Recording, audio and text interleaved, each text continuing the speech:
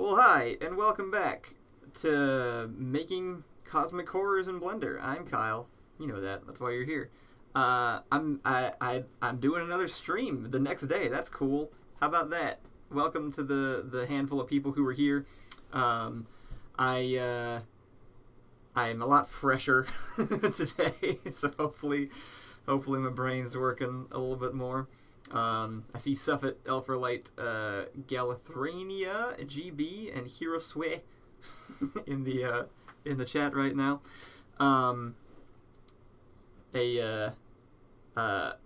Reminder again, I'm streaming with. Oh, why do I have headphones on? I don't need headphones on. I can't hear you. You can't talk to me. There's a delay, so I might not get to your messages immediately or at all, because I'm also very distracted because as we established yesterday, I'm very bad at multitasking. Let's just jump in. Good news, I figured out the IK constraint thing. It was actually pretty basic. Hopefully people who want to see this information aren't like completely missing it. It'll be available to watch afterwards. Anyway, all I did was select the bones in the wrong order. That's what was going on. I was selecting this bone and then this bone and then hitting Shift I to do the IK constraint, and it was making this one the control bone and this one the top of the chain, which doesn't actually make sense. If you click this one and then this one and do the Shift I shortcut, now this is the control bone, and I can actually like move him around like a puppet, like the way he's supposed to, like the as God intended. Dear Lord. One day, I'll be making cool things and not this. Anyway, having that figured out, I think I can continue on with this weird shot that I'm doing. For anybody that wasn't here yesterday, I'm setting up a shot for a sketch that I'm putting up next week. I don't have a lot of context to give right now, but it more or less is going to look like this. The intent of the shot is you're not really supposed to be able to tell it's CopyKyle right away from behind, so obviously we have some work to do. And then he turns around and it's CopyKyle. So I very roughly recreated this shot of our room in 3D. That's just a video texture kind of displayed there, and then we downloaded this chair, and then we stuck CopyKyle in the chair, and that's as far as we've gone. I think the chair looks a little big, like looking at it now in that shot right there. The chair looks a bit large maybe for CopyKyle's size, so I'm going to tone that down and slide that a little closer to the wall. So I had a few thoughts on things that I'm working with. It's not touching the ground, but you can't see the ground, so I don't really care. Because we're cutting corners. That's the name of the game here. Welcome to Vanny, Elliot, Suffet, Exclamarosa, General Knight, Infinitium. Glad you're all here. Appreciate the company. Let's get started. All right, so we have this kind of established now, where he can now be moved, so that's good. I have the other thing that I've set up is that the chain is only extending 6 bones away, which is like what, 1, 2, 3, 4, 5, 6. Yeah, so right down the spine, but doesn't touch the leg bones. So no matter how much I move him, the legs are not going to be moved. But the arms are. I'm gonna switch over to this view because it lags a little bit less. So another thing we could do, let's see if it's worth doing. Hide that. There we go. If we jump over here into pose mode, we can try to pin his hands to the chair so that he's not moving, like this when he moves around quite as much. And that's usually how I do. That's so far. I say usually, like this is a thing I do all the time. The few times I've done character animation, I've just done this where I like pin certain body parts down, and then have like a control bone at the head, and then move that around while their legs or arms or whatever are down, and that's what gives it more of that sort of like weird alien, like old timey horror movie puppety movement. or like, Labyrinth or Gem Henson or something, which bordered on horror, I'd say, pretty regularly. It's all kind of the same techniques. Same people made the same puppets. So I'm going to line his arms up with the chair, and then I can show you how the IK thing works. So if we go into edit mode, what I'm going to want to do is duplicate the bone right there at the end like I did before, kind of stick it by hand at the end there, and then unparent it. And we're going to do the same thing on this side. So we have that, and then if we go back to pose mode, those stay way out there, which is kind of annoying.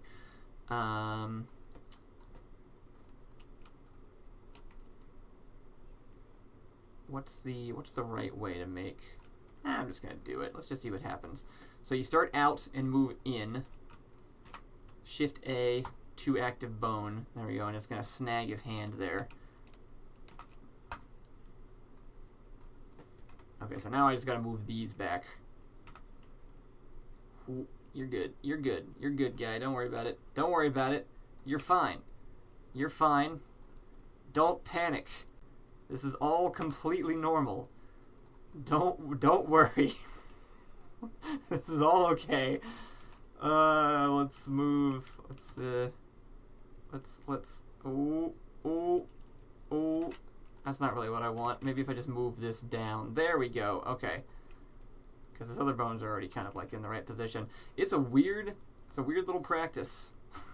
this inverse kinematics stuff. So I think like the point is that if these don't move, they will. Sorry about that. They will have they will stay put, and so if I move this one around, well,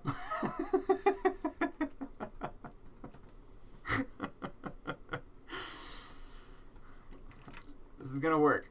I'm gonna make this. This is what the chain length is for. So I think if it's 0, it just travels all the way back to the base parent bone by default. So instead, I'm just gonna up this by like 3. There we go. So that should just go to the shoulder now. You can see the dotted line that it creates from the parent bone to the shoulder. So I'm going to do the same thing over here, 3 bones away, and now I think that should do more what I'm picturing if I move this one. Ooh, yeah, there we go. See, look at this natural human movement that's coming out of this. How you guys doing? Stuff says I'm panicking. General Knight says miss hearing your voice on the regular. Oh, thank you. I appreciate that. that makes me feel valued.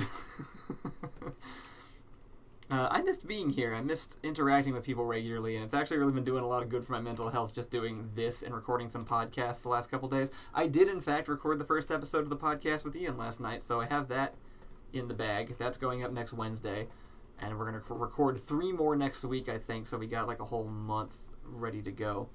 How does this look from like behind, like at my actual camera angle? So if you twist, alright, he kind of clips through the chair there, but that looks a little more, it adds some, albeit uncanny, but some humanness, because now the arms are sort of like fixed in a position, and you don't get that weird sort of like robot animatronic. You get more of a squishy puppet, which is what we're going for. Alright, so I'm going to be slightly nitpicky, and I'm going to rotate these, or I'm going to put these hands into position a little bit more how I want the bones being in front of the mesh. Is throwing me off. I'm going to turn that off as soon as I got him in position. There we go. How are you guys doing? How is everybody?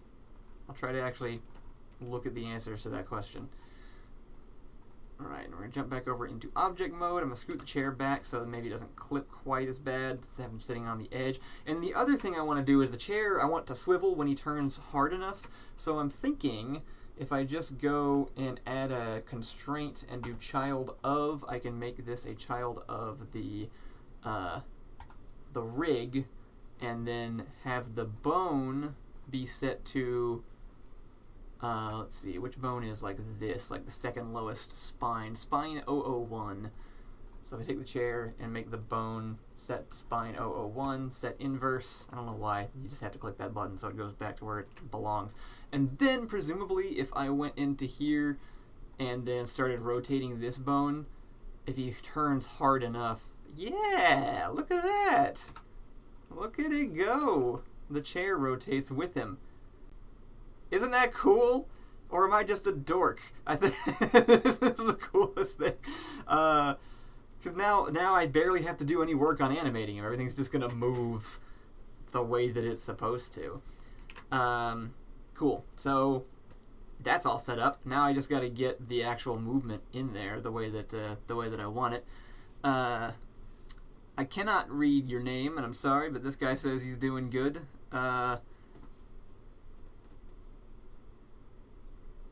Noah says chilling.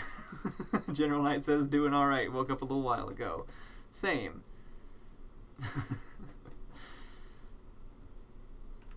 Alpha says ready for the weekend. I also have weekends again, mostly because Allison has a job. I'm not actually. I now have a schedule because she got a job where she has to get up early, so I have my schedule mapped to hers as if I have a job. But instead, I just come into this closet.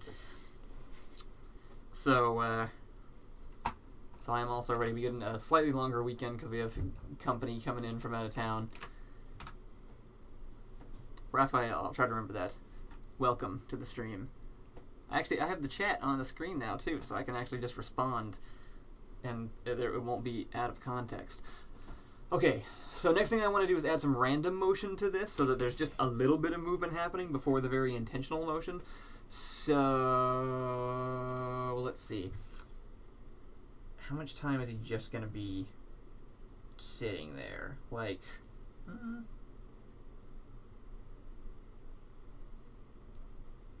3 seconds? 4 seconds? I'm picturing the video in my head. 1 second. See if you can make it out.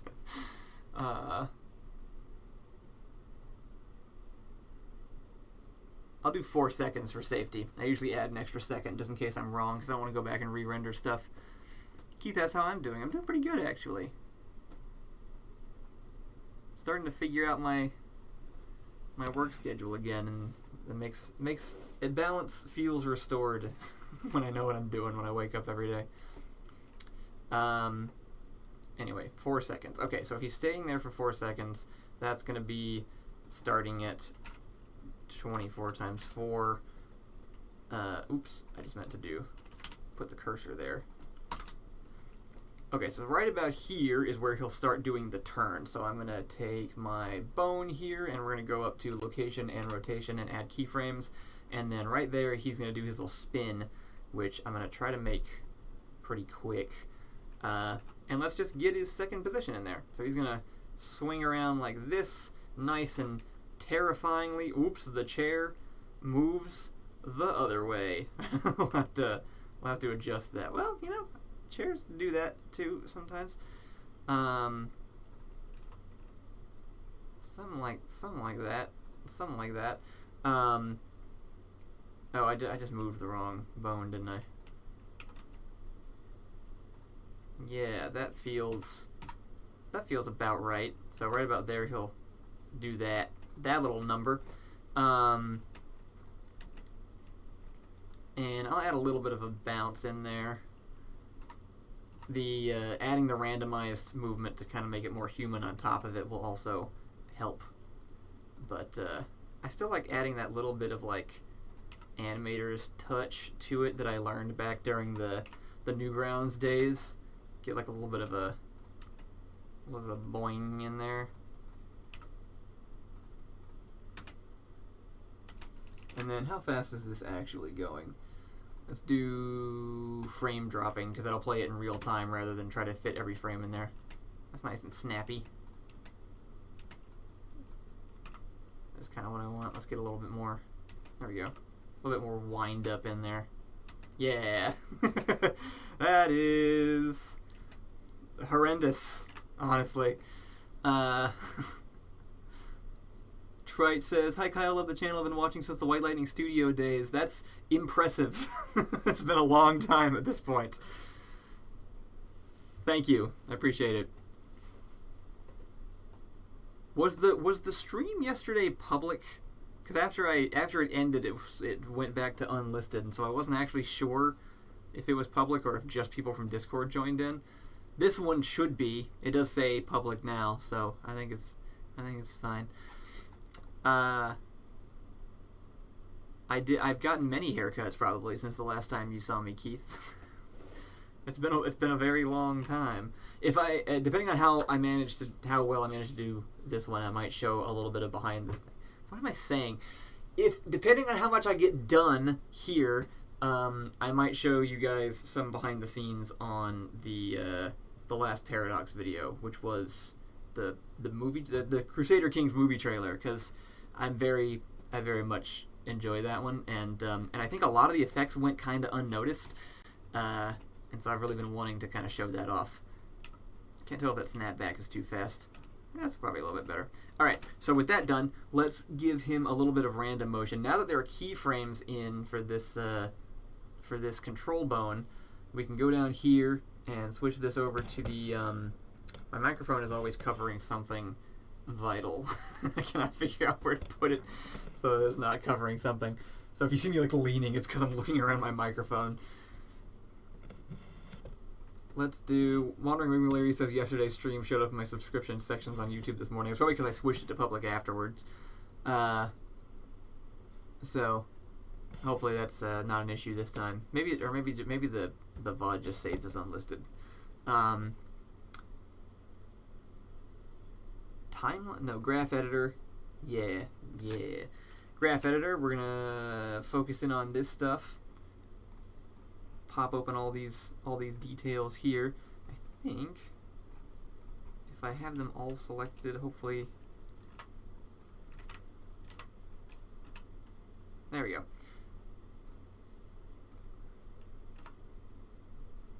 Hopefully I can go in here and just add the effect to all of it at once, but if not, I just have to copy and paste it. Actually, yeah, that's not working. Okay, cool. So the way this works is we just click on one of these qualities. So this is just like one of the rotation parameters. And we'll go to modifiers, add modifier, and noise. And at first it'll go absolutely nuts. He just has a full-on muscle condition. So we're going to turn that down a ways because we don't really want it to look like that much. This is to the rotation. I'm just going to add it to everything and then adjust it later.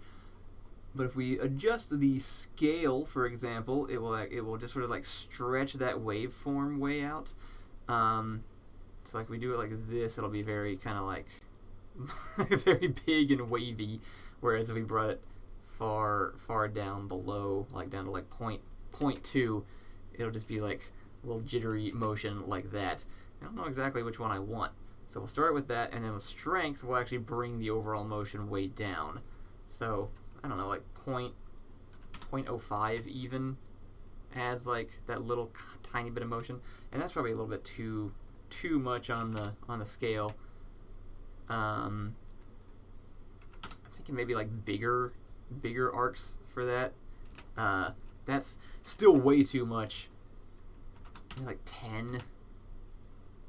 Yeah, that feels like more like the randomness that you get if you're just sort of like no one can stand perfectly still, right? So it adds a little bit of extra life to add just like some sway. That's more of what I'm looking for is sway. That's not too bad. It looks a little weird because just one axis of motion is doing it right now. But once I have it dialed in to kind of what I like, which is like, that works pretty good. It should be doing it over here too. Right? Like if I do, yeah, okay, yeah, it's happening over there. Cool. So then I should just be able to copy it somehow. copy, and then if I go to like the next parameter, I can just paste that in, and then I'll just take this like offset button and just drag it around a random distance so that it's not exactly, the waveforms aren't like exactly lined up. And then I'll just do that with each one real quick. Here's the random motion, and we'll see how it looks once all that's done, and then we'll go dial in like specific axes if they're not feeling quite right.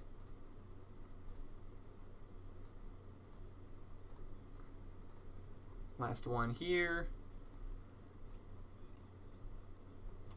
and let's see how that looks. All right, maybe a little too jelly, a little too blobby. The chair thing is really starting to be noticeable there. So what I think we can do with that, if we jump back over into object mode, is we can set an additional constraint over here. Like, I think if we do limit rotation, and then we pick, maybe if I just pick Y and Z. Well, why did it go down there? That's a bit weird.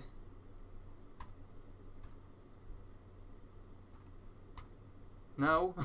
Okay. Oh, maybe if I just do it right here in the child of constraint instead. Like if I just have it copy the Z rotation, then the chair should just turn. There we go. But doesn't actually do that extra bit of motion.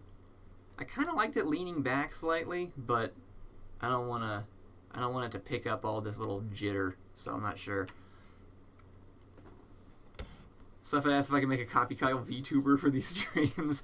Never tried that before. I don't know exactly how. Sorry, I don't know how any of it works at all. But I know you can make them in Blender. I just don't know what to do with them after you have the character.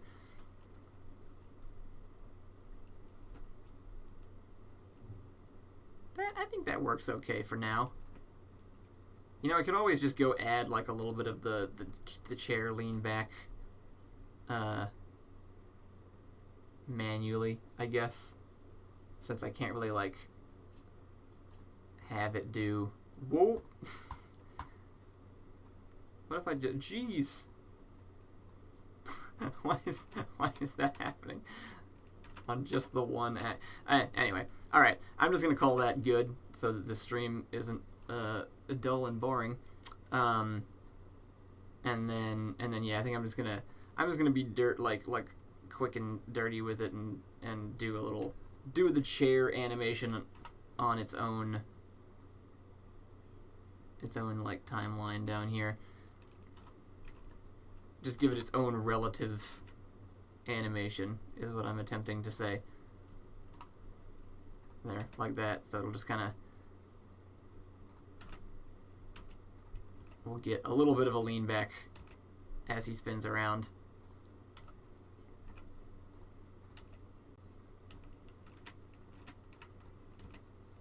Cool. I think that's pretty good. And then let's adjust that noise a bit, because I think it's still a little too wild, too crazy and vibratey. See, I wonder which. Now the question is, which one of these is actually making it like so strange? Like, is it a motion? Is it the bone's location, or is it the rotation element? Or is it just all of it? Is it just all like a little too much? Because I could go bump all of it down to like 0.01 instead. I'm gonna try just the location ones. There's a lot of Blender that's just troubleshooting, you know? That kind of seemed to help. Maybe a little too much, though. Like, what if I give him just, like, a little more side-to-side sway? This is the part that isn't interesting for a stream, where I just go, like, retry different numbers. What if I chill those out a bit, and then also maybe Let me make the scale, like, significantly bigger, like to 30 or something.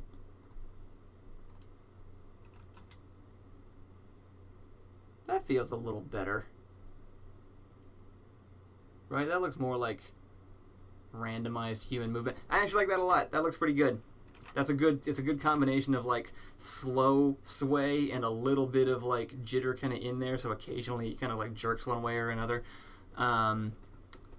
So I'm enjoying that. I think that'll work. Trying to remember. Raphael says that the movement might be stopping a little bit too fast, like feels like a little bit too sudden, where it just snaps right there. You might be right about that. I think if I highlight all that and then just select these things,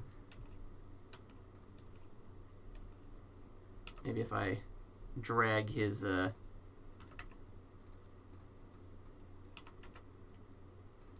if I just lengthen the whole thing. Yeah, maybe he just snaps too fast or too far. Like if I put it right here and then kind of rotate him back a little bit more.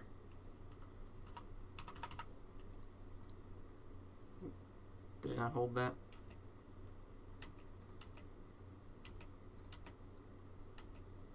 That's not bad, actually. I think that'll work. I think that's good. Cool. Well, and I think basically that does it for his motion. So that part, I think, is done. We can go back in here and turn the visibility of that off. And we more or less have his little snap around there. So yeah, there you go. He's just kind of like swaying, and then he looks back real suddenly, and it's spooky and weird. I like it. Alright, so the next step is that I kind of want him to look he's supposed to be disguised as Ian from behind. So that's going to involve putting fake hair and probably some fake fabric on top of them. And those are both entirely different systems, so let's see how it goes. In the meantime, what should we talk about? I gotta eventually I'll learn how to talk and work at the same time, and then I gotta know what to talk about. I'm just gonna be sitting here silently. For anybody, I don't know if we have anybody new who's just popping in on this one and missed yesterday's, you can go find that on the Dormaster Studio channel. And moving forward, I do want to do one of these like once a week, probably for only like a couple hours on Fridays, and hopefully with less phone noise that I blast into the microphone like a professional.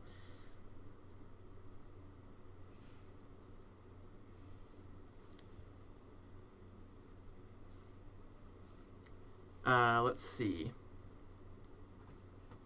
I may also just have to end up cutting the stream short today because we're working on picking up somebody from the airport, and the flight's kind of going back and forth on when they're gonna arrive. So this may be a really short kind of like button conclusion of like, hey, we fixed the movement, more than it is actually like a whole part two. We'll see. We'll see how that goes.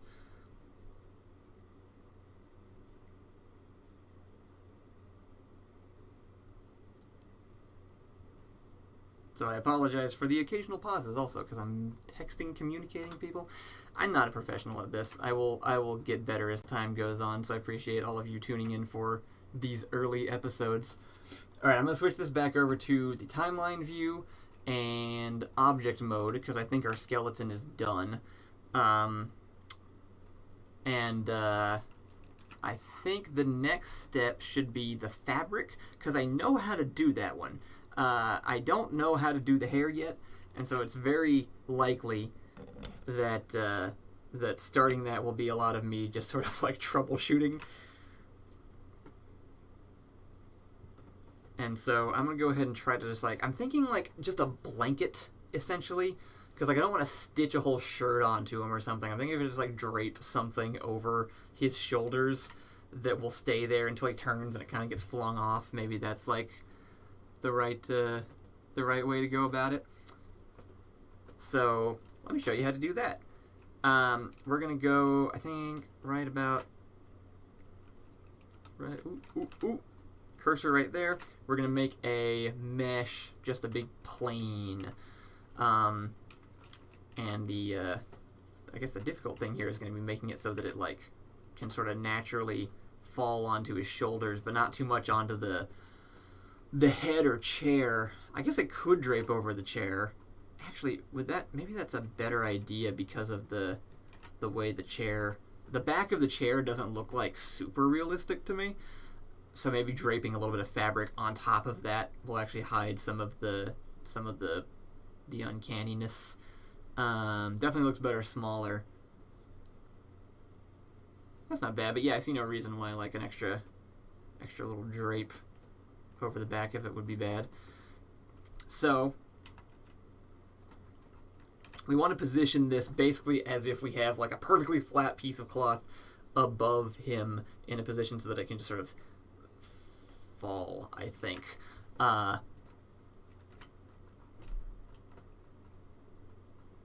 Which is maybe slightly hard to do. For the sake of the stream here, I'll kind of show you how this works. So if we go in here and we want to just subdivide this a lot, first of all, because it needs edges to bend on. This is just one face right now, so there's nothing. If you apply a cloth simulation to it, it's just still a hard, flat square.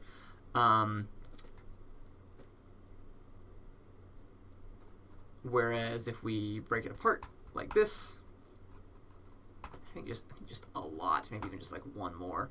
That should give us a lot of detail when it actually does the fall. So hopefully this doesn't like crash my computer or anything. We're gonna go over here to the physics tab. We're gonna make this a cloth. It's gone because we're not on frame 1. There we go.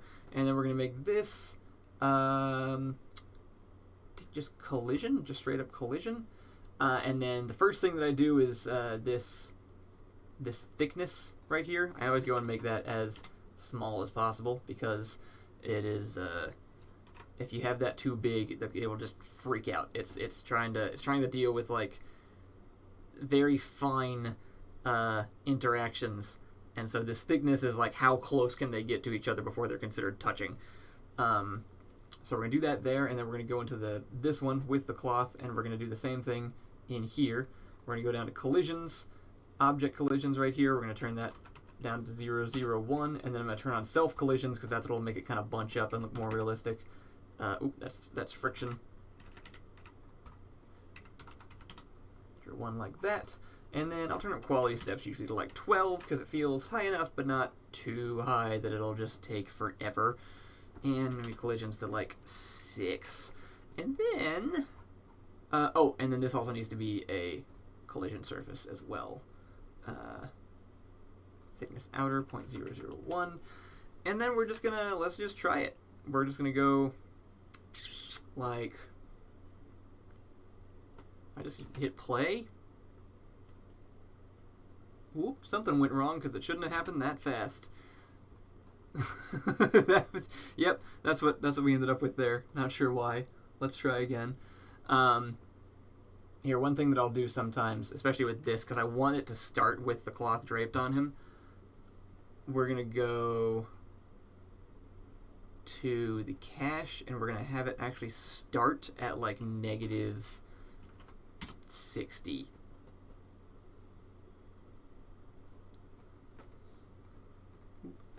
And then if I go here, like maybe here,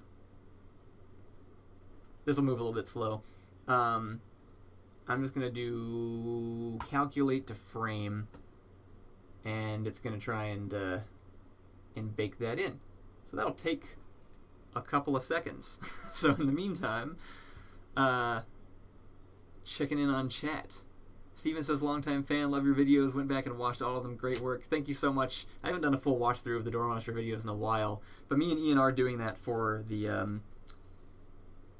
podcast.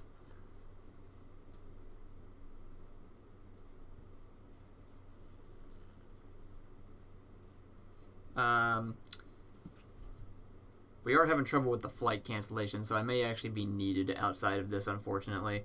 So I probably am going to go ahead and call the stream early in just a second. I wish the cache would generate just like a little bit faster. Let's see. In the meantime, actually, while it's while it's going, how about I pop up a Door Monster classic? Who wants to see a Door Monster video? First one I see in chat, I'm gonna open up.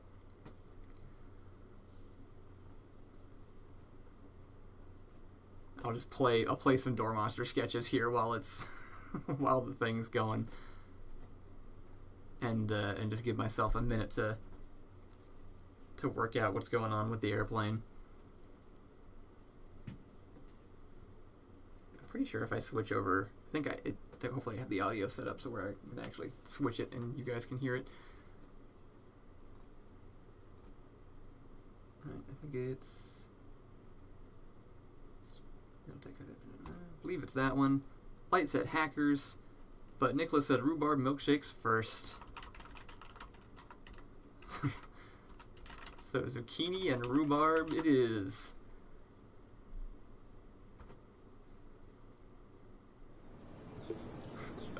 Alright, you guys enjoy for a second. I'm going to mute myself.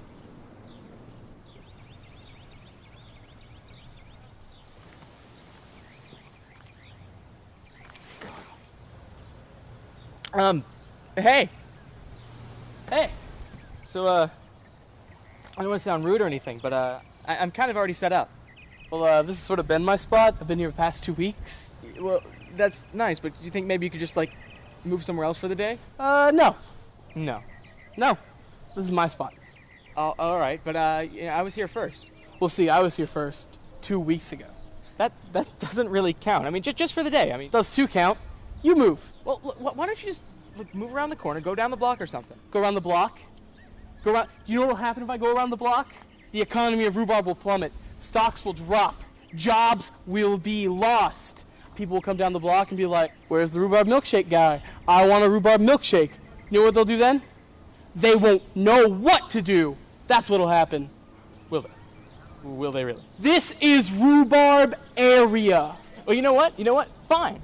I'll just be selling my zucchini milkshakes in the rhubarb area. No one makes zucchini milkshakes. No one even knows what rhubarb is. Don't you talk about my rhubarb like that. My rhubarb's been just like a rhubarb to me. It sounds like the stuff you get between your toes when you've been wearing socks too long. Well, yours is stupid. Hey, you. Yeah. Which is better, zucchini or rhubarb? What? I have zucchini milkshakes, and he has rhubarb milkshakes. Which one do you want? I don't... Don't go to him! Zucchinis are mutant cucumbers! Rhubarb isn't even a word! It is too a word! You! Pick one! Hey! Come back here!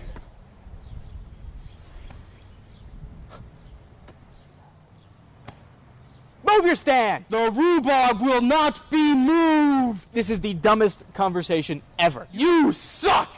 Whoa. I hate you! What just happened? You are adopted, and nobody likes your milkshakes! Oh, no, that's it. Come on! You want to go? Yeah! You want to go? Yeah! You want to go? Stop saying that. Well, all right! Let's do this! All right, fine, yeah, let's go! Let's go! You want to go? Stop it! Stop! You want to go? Stop. You want to go? Stop. You want to go?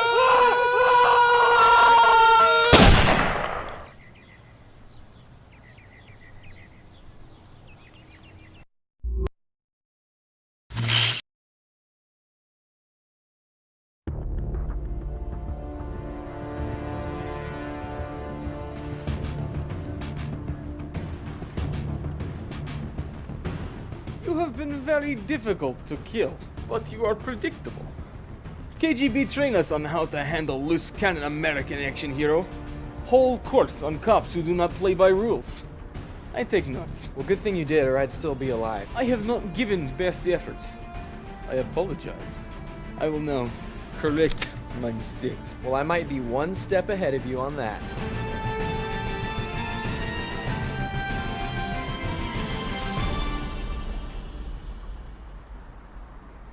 Your sniper has been taken care of. By bullet. He is dead. Yeah, I got that. You have to get up early to beat Yegor.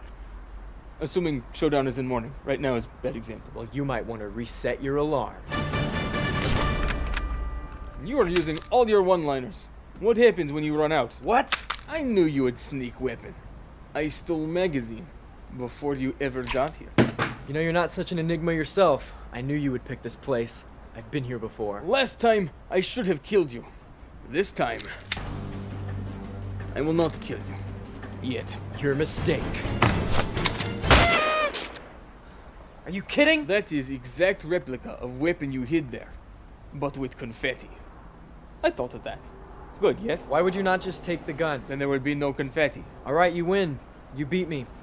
But what happens to all that data I stole once I'm gone? If I don't check in every half hour, all your records go public, and you get put away for life. Who's ahead now? Data was all fake. I replaced it with secret video of you singing pop song in car. Sure you did. You were everything that I wanted. We were meant to be, supposed to be, but we lost it. You serious? Yegor is always serious. You put confetti in my gun. Do not smile once. So you spent hours of your time uploading fake data to your own servers just in case I ever tried to steal it? It worked, yes? Now, I believe you have nothing left up your sleeves. Time to die. Sleeves are for wimps.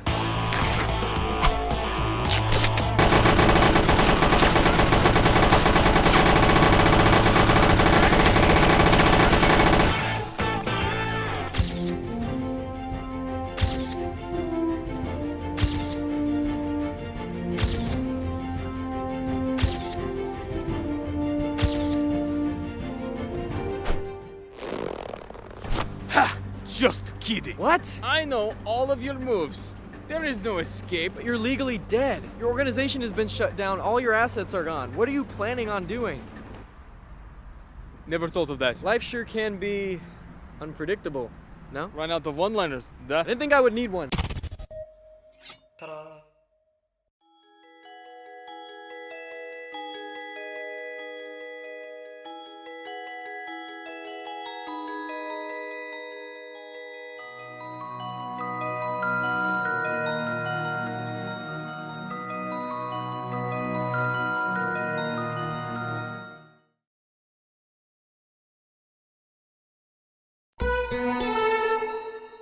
Hi there, welcome to the first episode of Science Victory.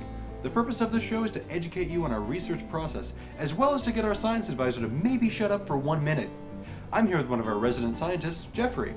Hi, I'm Jeffrey. What exciting new discovery do you have for us today, Jeffrey? Well, Ethan, I decided to explore some concepts that have been largely ignored for hundreds of years, and this is what I came up with. I call it a pot. Wow, that seems really obvious actually. Why have we not come up with that yet? I don't know. We discover things out of order all the time here at the research lab, but we don't know why. No, don't tell them that. It's just one of those mysteries of science. Now calling into the show, we have quite possibly one of the greatest scientific minds of 1985, Aristotle. Thank you for joining us, Aristotle. Tell me, have you made any new discoveries lately? Yes, I worked out combustion for you, so now all those engines you made are actually possible. Wow, I guess that's why they call you a great scientist. That and the fact that the rest of the kingdom has a third grade vocabulary, which is why we have to do this show. Is there anything else that you're working on? Nope. Alright, we're going to take a short break, but stick around because Jeffrey's going to show us another new invention.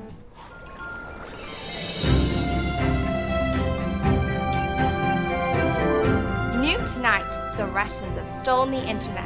That's all we'll have to say about that, but we'll repeat it at 6. What? That was it? Yeah, it's public access, so we don't have any commercials. Alright, Jeffrey, what is your new invention? Well, Ethan, it's a global communications network that allows people to talk to each other from anywhere in the world, using only pop culture references. I have... Hey, wait, where'd the internet go? How would that even work? It didn't. It felt like something was missing. Like it needed some kind of high-level computation device. Oh! Apparently that's over, so next up we have a local scout who found something interesting in some ruins. Come on out here, Scout.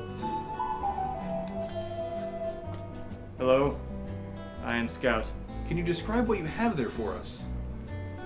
It is a stick and string. Fascinating. And I understand that you're here because you'd like to donate your findings to the laboratory, correct? No. No? No, that's mine. Oh, I just thought, maybe we could reverse engineer it. No. I've got it! I call it a computer. It will display moving text and images using something called an LCD. You are just jumping all over the spectrum today. You could use it to watch this. How are you planning on doing that anyways? I hadn't thought of that yet. Whoa. This gives me a great idea. I'll call it Wheels. How are those even related? Thank you for joining us today on Science Victory. Be sure to let us know your favorite discovery via pop culture reference. Where's all of our stuff? Hey, Scout. Are you a spy? No. Why are you stealing from us? We just made Wheels. Yeah, we're really behind. Hey everybody, did you like that video? I sure didn't. Do you like our I other hate it. videos? It was awful. Then you can help us make more videos by going to patreon.com/whitelightninghq or just clicking the link on this thing because that's easier. But if you're on a mobile device, then that's harder because I haven't actually worked out how to do that yet. But we probably put a link in the description, so click it. Yeah. And you can donate. Thanks. Thank you everyone for attending. We've gathered here today to discuss what to do with the warlord Gandhi and his repeated attempts to destroy the Earth. I believe we are all open to any suggestions at this point, so speak your mind and keep it civil. I say we take him by force. You're stupid. Good start. You've lost more soldiers than the rest of us have ever had combined. That's what soldiers are for. They hurt Gandhi, and then they die. But they're not hurting him. He's still fine, and he's wrecked 2 of your cities. I denounce you. I denounce Russia. I think the point that Catherine is trying to make is that Gandhi has a brutal and determined military force, and it would be best to avoid a direct physical confrontation. So what might be some alternative options? I have a lot of money.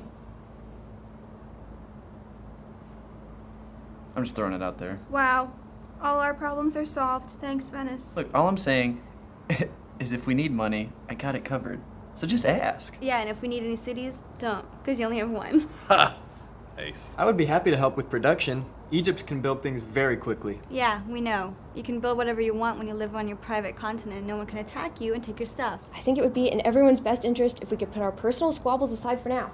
After all, Gandhi burns more of our farmland every day. I'm sorry, have I done something to upset people? Well, you're ignoring me. Hanging Gardens, Great Wall, Pyramids, Stonehenge, Parthenon, Petra, Machu Picchu, Forbidden Palace, Leaning Tower of Pisa, Sistine Chapel, Taj Mahal. I'm not following. You built all the best stuff before anyone else got a chance. Don't let any of my personal projects stop you from building what you want. Yeah, I'll just also build the pyramids. I'm building a terracotta army.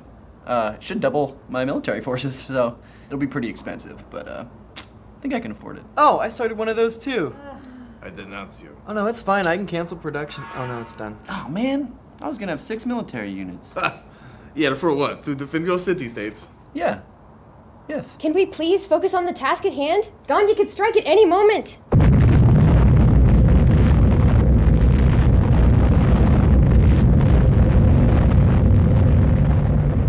Was that any of you?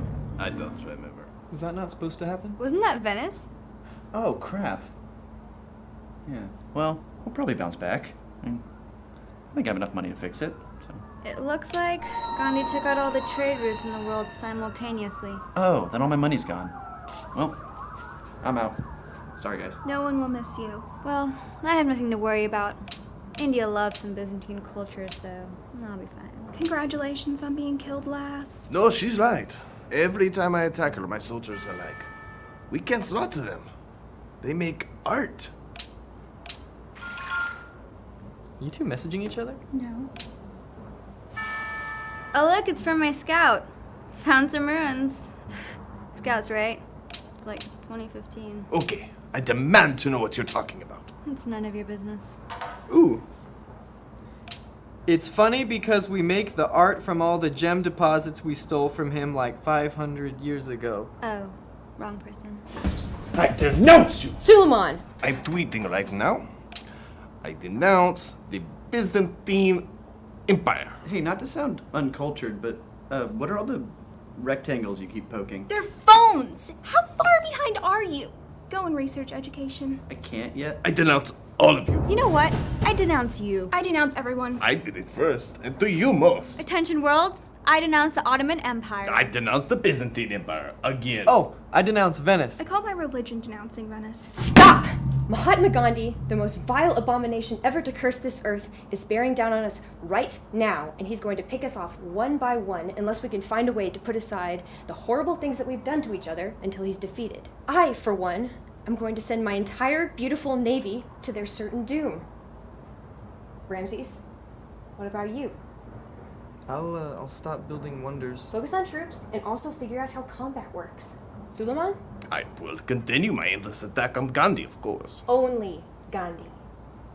Yeah, all right. Theodora? I guess I'll put in effort. Good enough. Enrico, you're basically worthless. Mm-hmm. Catherine? You guys do what you want. I'm going to space.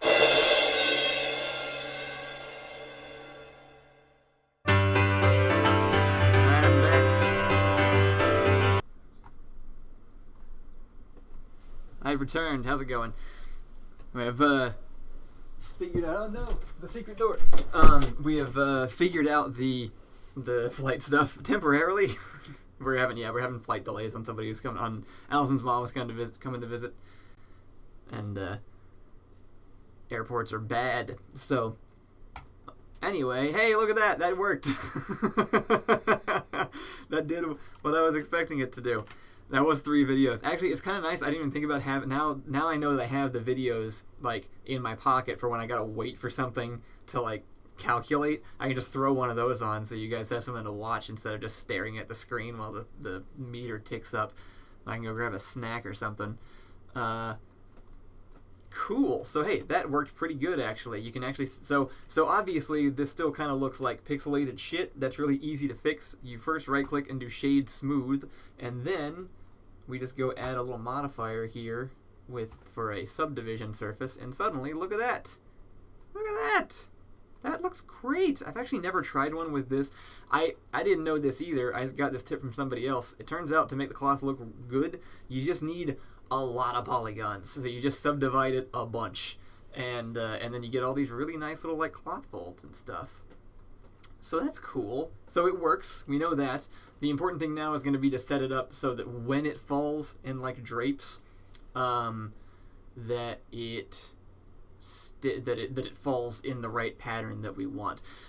Also, something that does end up happening in this later is he gets shot. I don't know if you remember the original video clip, but a me appears with a gun and shoots him. I also have to digitally add the gun because I didn't actually have one. So let's see, if we go to project files, Blender, no. Where's that footage? Video storage. Raw footage, Kyle vs. VFX. Yeah, here it is. Yeah, so I appear and then shoot, which actually looks like it'll line up pretty well with his head. So I need that impact to happen, and that is also going to affect the hair and the fabric. So I probably should do that first, and like get all of that information in there. But it's cool that it works. I'm glad that the cloth works. Do we actually have like an animation of the cloth moving right now? Is that what that is? Not really. It's probably just messing up actually, because it's not actually baked in. I just calculated it out. Oop, we're freezing. Cool. Well, good to know that looks good at least. Our settings are pretty solid. If anything, the fabric looks a little heavy. So if we go back to... why is that happening over and over? Oh, because this just keeps playing. Calm down. Is Time Traveling Kyle happening again? Time Traveling Kyle, it's happening always. That's how it works. Trite said, I thought you had a bunch of airsoft guns. Where did they go? Well, you see, I moved by driving my car to a different state, and I didn't want to put a plastic box full of real-looking guns in the back of my vehicle and then drive across the United States for 3 days. So I left them. They're back in Texas, where they belong. That's where guns are native to Texas, don't you know? What was I doing? Oh, yeah. Okay, so nothing's actually baked, which makes sense.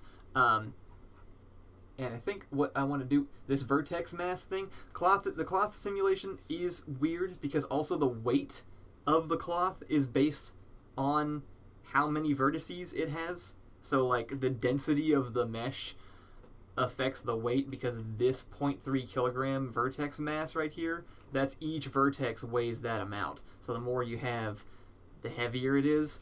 And I don't know how to do the math to actually calculate out, like, if this was fleece, what would this be? I don't care, so I'm just going to do like 0.05 or something because I want it to be kind of lighter. That looked like it was really just like it had fallen quite heavily. Jack Dawson says, I think Kyle underestimates what he can achieve when he unleashes his hobo demigod powers. The underestimation is part of the deal. If I knew what I could do, it wouldn't be fair. So I had to be nerfed. Let's see. Okay, so I need to get that extra bit of animation in there. I'm going to hide the fabric for now because it's not important. And I'm going to go to the camera. Where's the camera? That's the camera. It's not called camera. There we go. I'm going to go to the camera. I'm going to swap out the background image with a movie clip instead.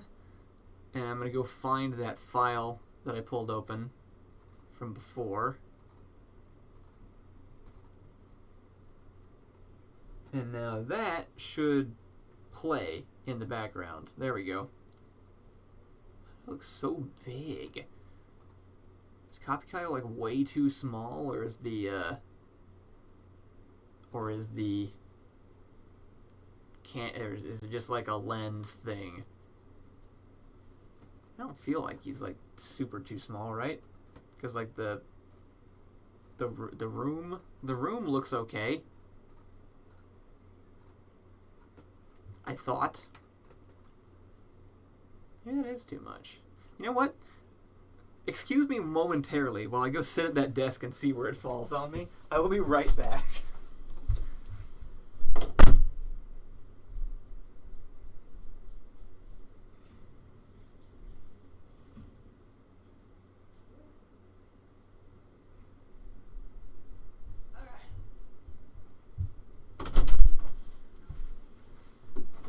He is a touch too small. So, what we're going to do about that is we're going to go plop an empty down right about here. And what is the thing that's really controlling the rest of it? It's this, right? Yeah. So I'm going to take the skeleton and I'm actually going to parent the skeleton to the empty. So I should be able to like resize and move this object. And this is like slightly more accurate to this desk size, I think, in real life. And then the animation should still play out. I should just be able to like move that whole thing around like one big collection. Yeah. That's a little bit better. Why did my background image disappear?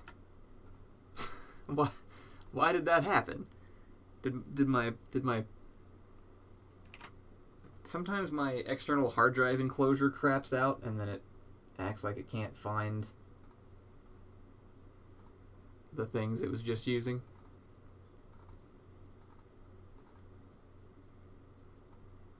Oh, it just doesn't last that long. Okay, well that's also helpful. Because that can be... Whoop. How long does that go? What are we looking at, like 106? Is that the last one? Why is this lagging so bad? I think the fabric simulator is causing issues, even though it's invisible. Let me go hide the cloth simulation down there. Anyway, yeah, it looks like the last frame of the video clip is 105. And then the CopyKyle stuff, he doesn't do the turn until here, so that definitely changes, like, how long he can be sitting there. I can just delay it, because I still want those extra frames. So I'm pretty sure if I go into camera and then go to my background image, I should be able to offset the frames? No?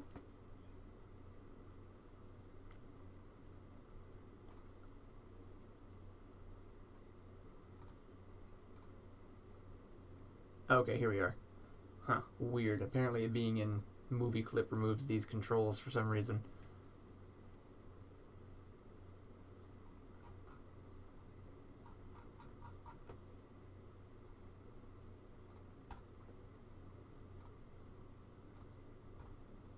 That was a big old silent moment. Hope you all enjoyed that. Alright, so I'm just going to reload this under movie clip, and then here we go. So we have frames, offset, start. So like I can move the start to like be 48 frames in or something, and then my end can be that plus those extra 48. So now that part should happen later in the clip. That's not happening. What? Oh, because frames isn't up. There we go. Just crank frames all the way up so we have frames. Hopefully the trouble. I saw somebody yesterday say that the troubleshooting was kind of interesting for them. So hopefully that's true, because it's gonna happen a lot. Ultralight says the weekend has begun. Congratulations. The cloth will have to. The cloth never actually baked to begin with. I just calculated it out to that frame. Try to ask how it's going with TGT. I kind of covered it a little bit yesterday. It's still in a limbo kind of state. It's still going, but like just things have been nuts since like the original inception of the idea. But we are still working toward that happening. That is still the plan. The remastered version is much closer on the docket, and then after I use that as practice and stuff, the sequel is still very much intended. It's just gonna we've had to figure out how to do things now because there was this period where it looked like the world was gonna operate as expected, just as like a general overarching term. For a while it looked like things were going to go more or less as everybody had planned, and if you did things the way that you were told they worked, that was going to work out for you. And we tried that for a while, and then a bunch of stuff happened, and now it became much more up in the air. So I've been pivoting to be able to actually make the things that I want to make without the resources that I expected to have, without the career goals I was originally aiming toward. And this is part of it. This Blender stuff is learning how to do this so that I can actually make these things in-house. So we have a short film in progress right now that I'm testing all that out in. I'm also going to then redo a bunch of the first guards themselves as more tests. And then once those things are done, like those two are the definite, like those things are happening first. And then once those things are done, then it can be like, okay, we can let's collect actual footage for this so that we can put this together. Because if the Western that we shot works, we can shoot the guards themselves the exact same way, and it'll be very cheap. And the main issue is going to be getting a hold of the cast, because I don't live in that state anymore, so it'll involve a little bit of traveling one way or the other, and it might be... I mean, thankfully, nobody has seen all the different script iterations, so it won't feel like anything is, like, lost, and the final movie, I'm hoping, is really good, no matter what ends up happening. But I've gone through a lot of versions of the guards themselves, too. And so I'm just kind of hoping the best version is the one that we land on, and not any of the ones that we've passed up. But that's art. You know, you just kind of have to jump and hope for the best sometimes. Raphael said, I'm still considering sending in a 3D scan to me. That is still available if anybody wants to do that. I know how 3D scans work way better than I did before also.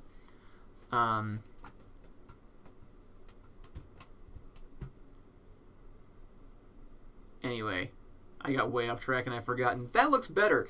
Let's let's get the gunshot part in. Okay, so he spins around somewhere about here.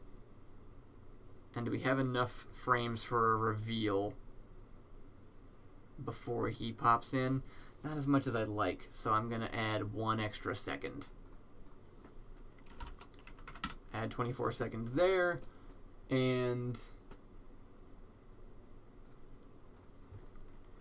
add 24 seconds there. Alright, and it adds a lot of extra, like, padding, but, it just helps in the edit afterwards. Like, render a little bit more than you need. Like, I try to not render more than I need by too much because it takes a lot of time. But I also try to render a little bit more because sometimes it's like I'm about to export it and I'm rewatching it and it's like that cut would be funnier if it was just like a couple frames earlier. And it sucks when you don't have those couple frames because then you gotta like stretch something out or do something dumb. Racernus says the best version is the one you choose to share. Yeah, I do hope that's true. You're probably. I mean, yeah, it'll be the one that gets made. The best version will be the one that exists. The other ones are all going to be on the cutting room floor by the time anybody sees the one that comes out. And you know, bits and pieces of the ones we've written will all be in the new one because it's been an evolution. It has been. There's a lot has gone into the next script. I just hope it satisfies everybody who's wanting more of what because it probably isn't going to be exactly just like more of the guards themselves. It's going to be a new movie because that's the only way I can stay interested in it. It's going to be a new story with these characters. And realistically, probably like 10 years later, because the original way back version was going to be like several episodes where, you know, they then each kind of go through and take down each of the other oligarchs. We all look older, are older, and it feels just more true to just kind of like see what actually happened. So I almost feel like the one thing that I have kept consistent is that it's going to kind of feel like the two movies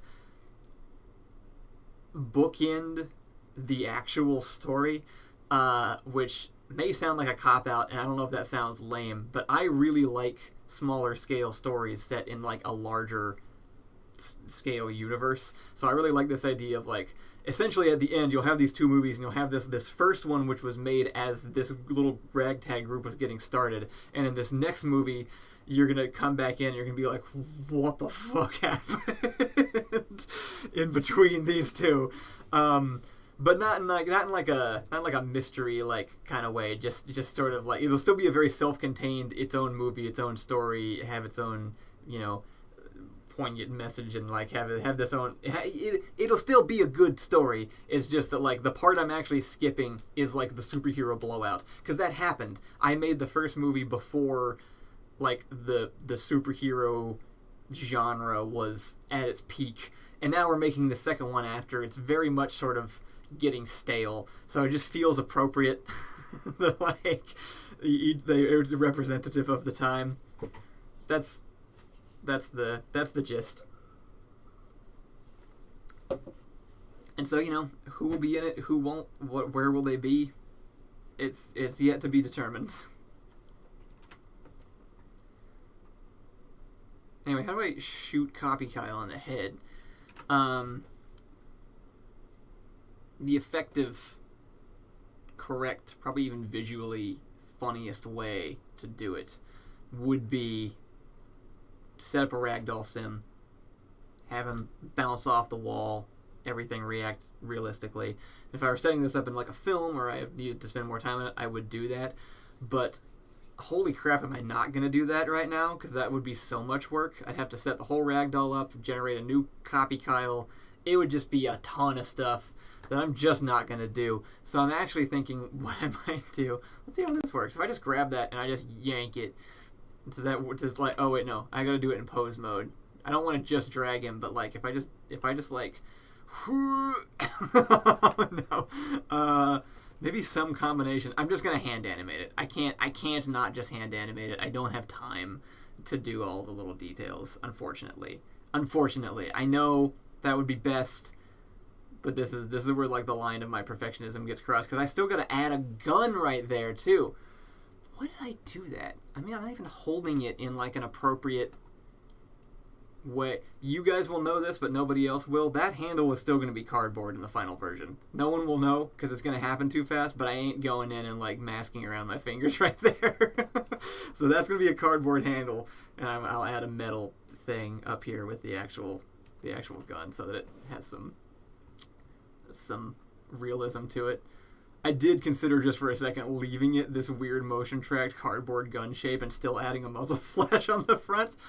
And if it gets to Tuesday and I'm still not done, that might happen. I'm not gonna say it won't. All right, so yeah, let's get him animated though. So I'm just gonna do good old hand animation on this. Okay, so let's see. If the gunshot happens, say, there, that's where it starts. So I'm gonna start right here, and I'm gonna put a couple keyframes in for him, and then I'm gonna try to do a really dramatic snap to start with, like right there.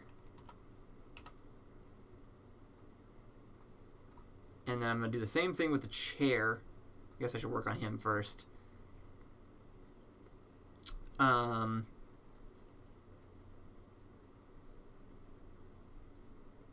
I want this initial snap, and then I need the whole thing to kind of like move backwards.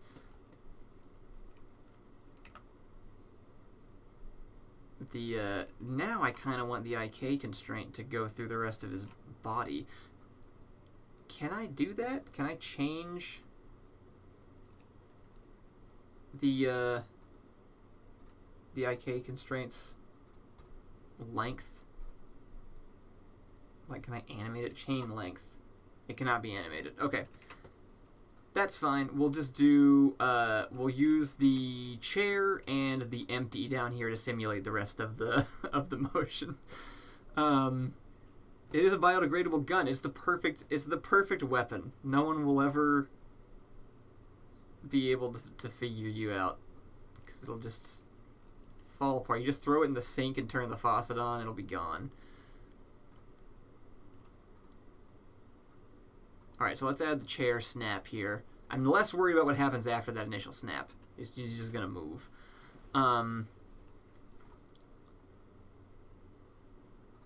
Yeah, let's take the chair.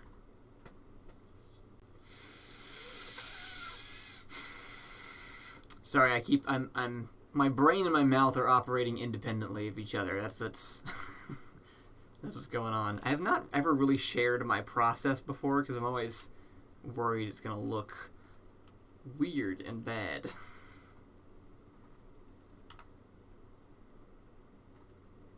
I'm gonna lean him back more there, and then I kind of want him to just like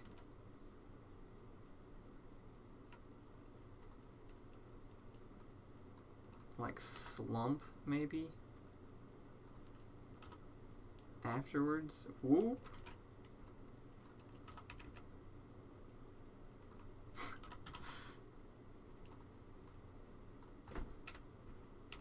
This is highly experimental experimental shit here going on. Like what if I do that and then I do like that, you know?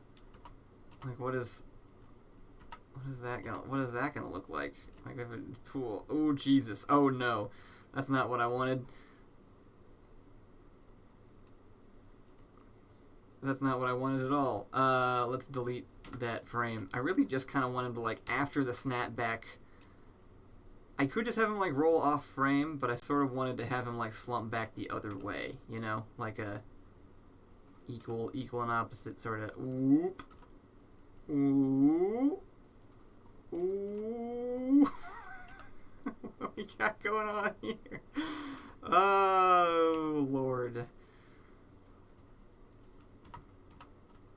This is where we've gone. This is where we've turned. Why are you doing it? Don't go that way. Why are you bending around the other way? That doesn't even make any sense. What is wrong with you?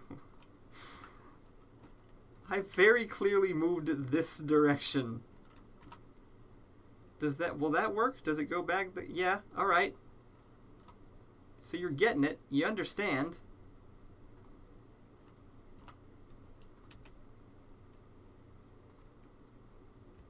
I'm going to move our start to 150 so we can just focus on this.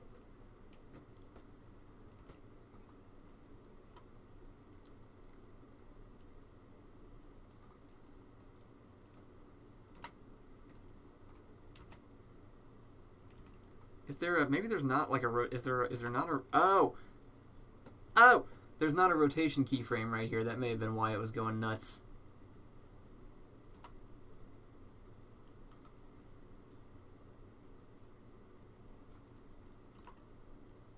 So maybe now if I move it down here.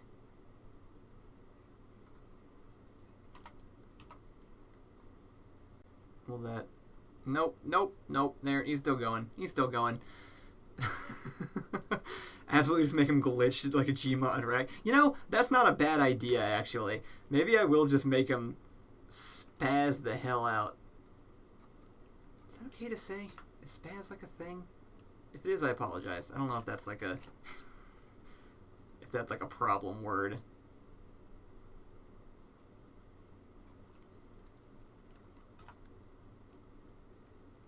Like, maybe instead I could just, like... just throw a few of these in there. Is that adding up? I can't tell. Like, what if I just take these and then just crank them up like that?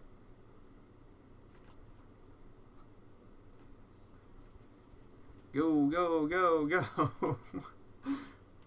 Like, what happens if I do that? Oh, nothing. Doesn't look like he's moving at all.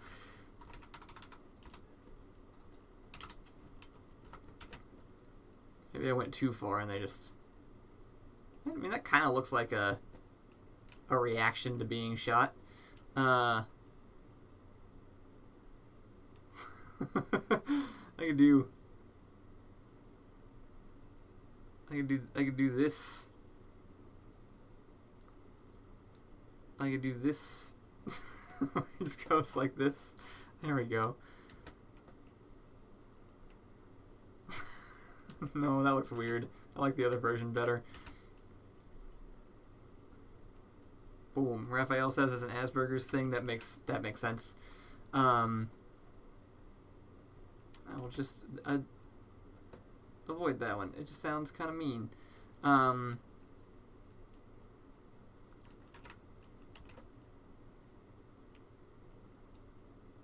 Let's see. Let's go mess with the chair for a minute.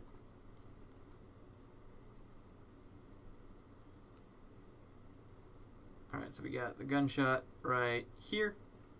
So we'll start with the chair. We'll add another keyframe for rotation and location. And then just kind of take it by hand. Move it a little bit like that, maybe. Just to kind of follow. Oop.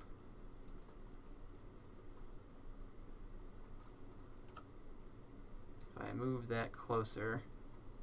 Is that too fast? Nah, that's probably alright. It gives some nice...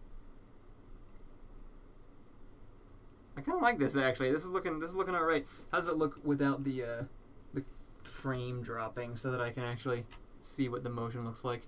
Play every frame. So it's in kind of slower motion, it would just look like that. It looks really fast, but I've learned that sometimes things look more correct when they're fast. When you... like, especially if an object is small or like lightweight, it tends to move a lot faster than you think it does.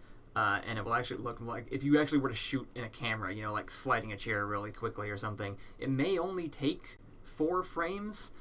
And then you have this sort of like secondary motion going on with the noise filters. And then I'm going to add a location and rotation keyframe to the chair to the whole thing as well, and just kind of like slide him that way. And let's turn the room on to make sure he's not clipping into the wall over there, because I am going to be using that as a shadow caster still, or shadow catcher. So I could just sort of like slide him toward the wall, and then the whole movement might look something like boom, headshot. I don't like that he slides completely out of the shot though, so I'm gonna adjust that.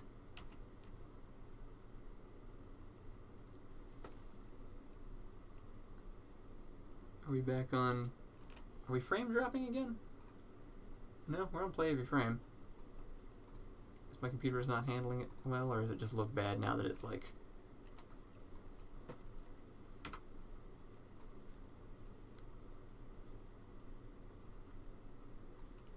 What if I start it off? No. What if I...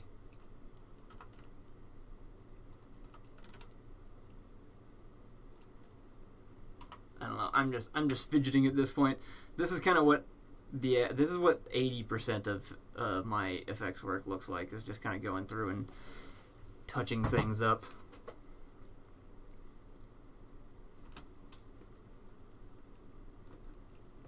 What if I spin it even more?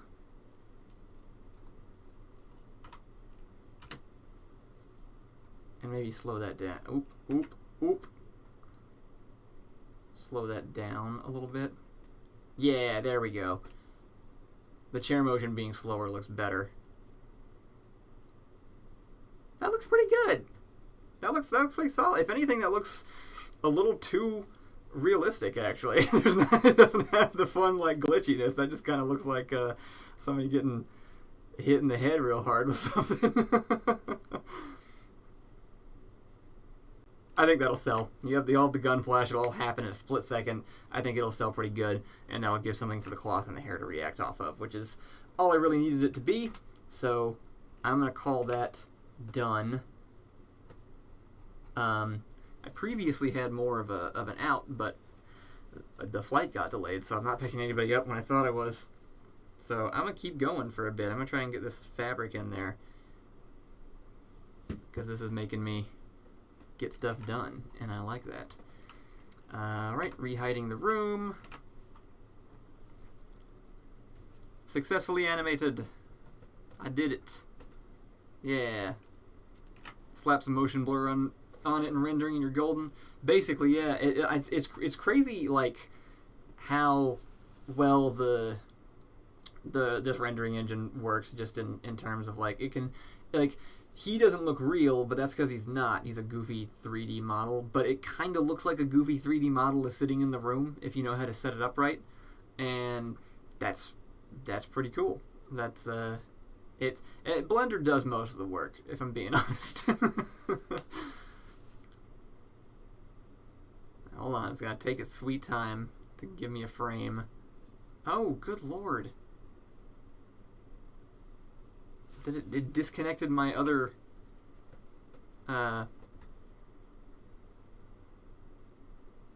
texture also. At some point my connection to my hard drive must have hiccuped and it decided to disconnect everything. Anyway, we won't preview that right now then, I guess. Alphalite says, we learned anything from Allison's realistic injury makeup. Realistic is good. Sometimes it adds, you know, it's an interesting kind of experiment, like which ingredients work best, right? And if you have enough absurdity, you add something really grounded and real on top of that, and then then you don't know how to feel. then it's this weird mix. And I don't know if that's positive. That's just an observation. Let me fix my room real fast over here since it's messing up. I think actually if I just go to find missing files again, just in that whole folder. Could not find map number 8. What does that mean? What does that mean? Do you have the room texture or don't you? You don't. You just straight up don't. Why not? It's from F-Spy, actually. Maybe I looked in the wrong place. Is it missing it from its own folder? Could really do without the lagging.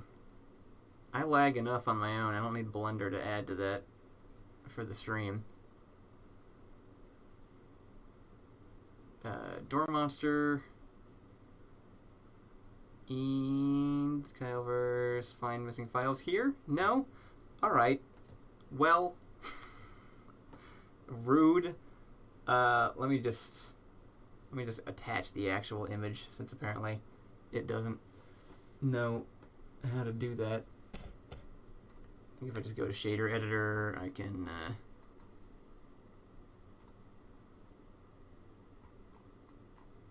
jump in here. And just open a new one, and hopefully it just remaps it fine. Where did I put the screenshot? Jeez.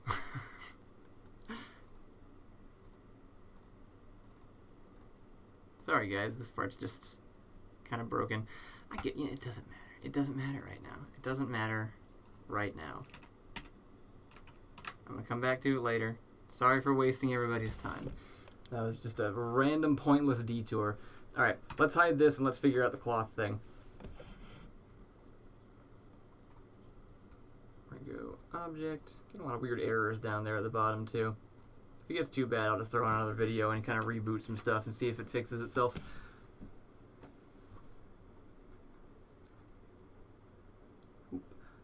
Alright. So, let's get this cloth figured out, yeah? Where are we going to put this thing so that it falls and drapes the way that I actually want? I'm thinking the easiest thing to do is just going to be to select one random frame one vertice up here, turn on proportional editing, and then like this, you can just sort of like stretch everything around, and I think just kind of like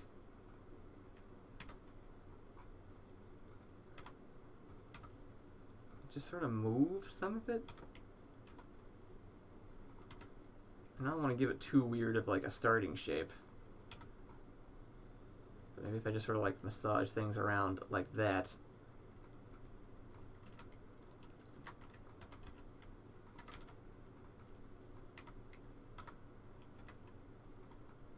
Sort of place it up around this way. And then I want this part to be in enough that it can sort of drape over his shoulders a bit.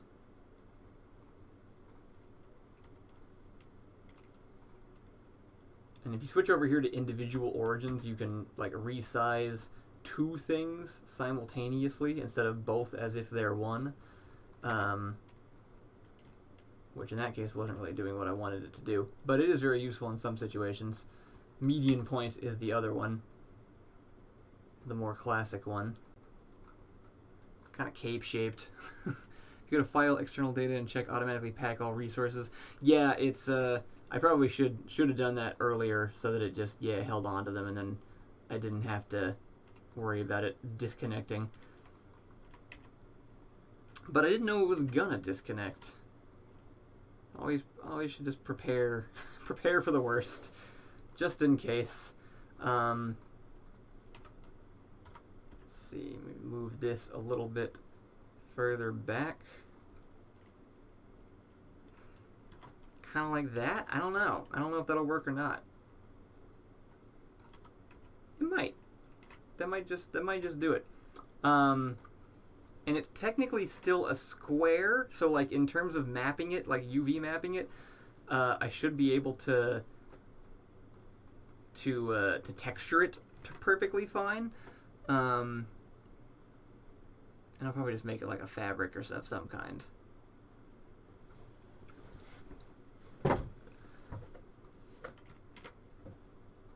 And then, yeah, I guess I want to see if it's going to fall on him right first.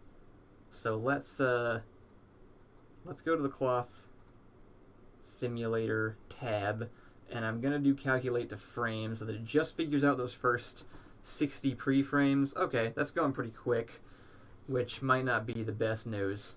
Oh, you know what? I don't even think I have it, like, activated, so that's probably why. Yeah, there we go. Let's make the cloth visible again, and then try that one more time. And then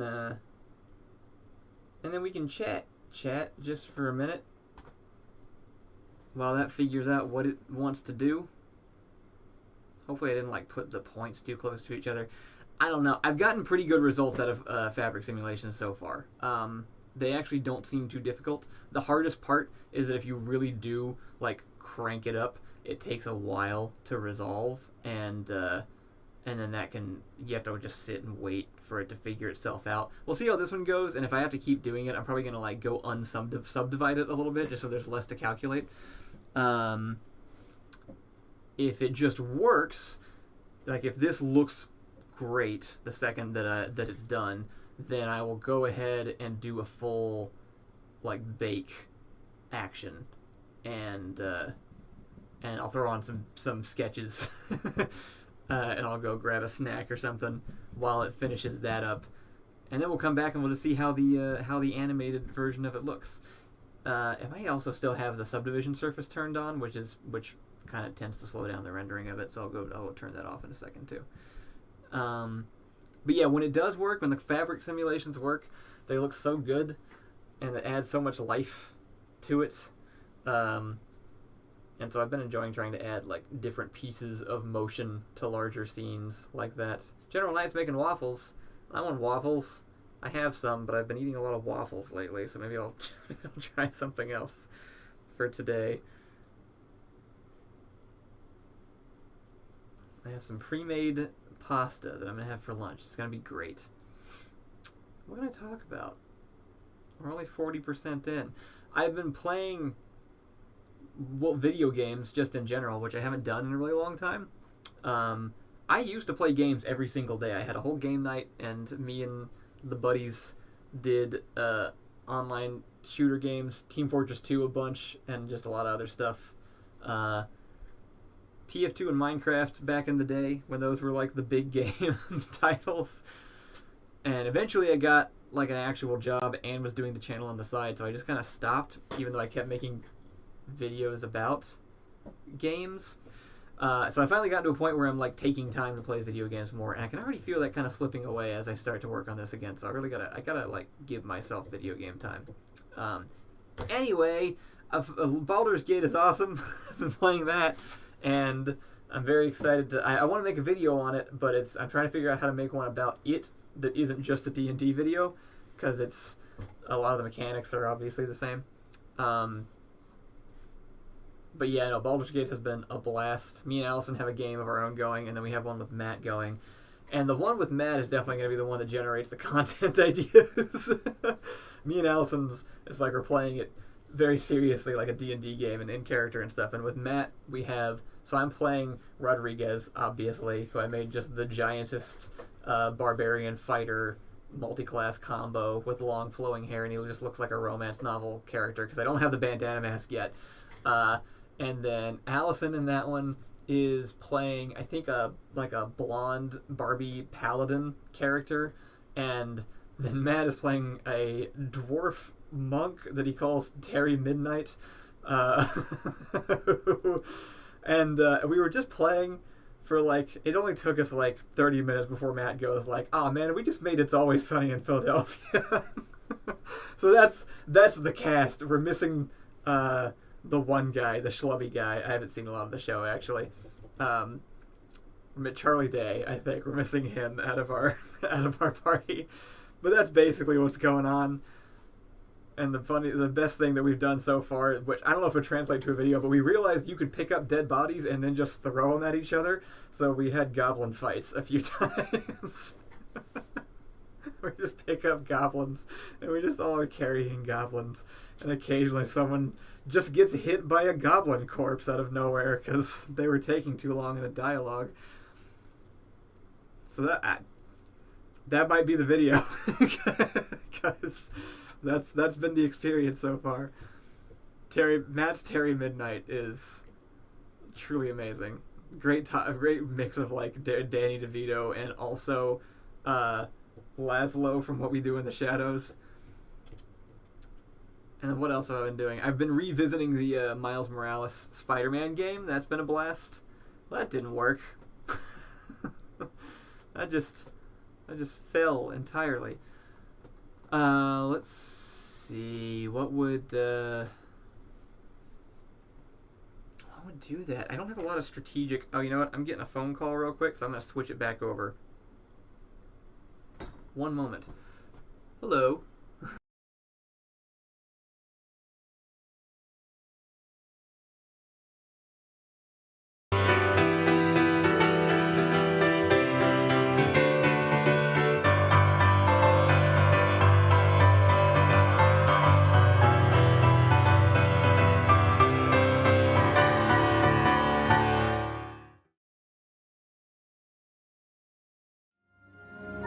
Captain's Log, Stardate 2299-0415. The USS Isaiah Cook has arrived in the Winkworth system. Our mission, to scan for habitable planets and expand humanity's positive influence into the far reaches of the galaxy. Space is a cold, dark place, and it's our duty as natural-born heroes to spread our light to other sentient species for the prosperity and mutual advancement of us all.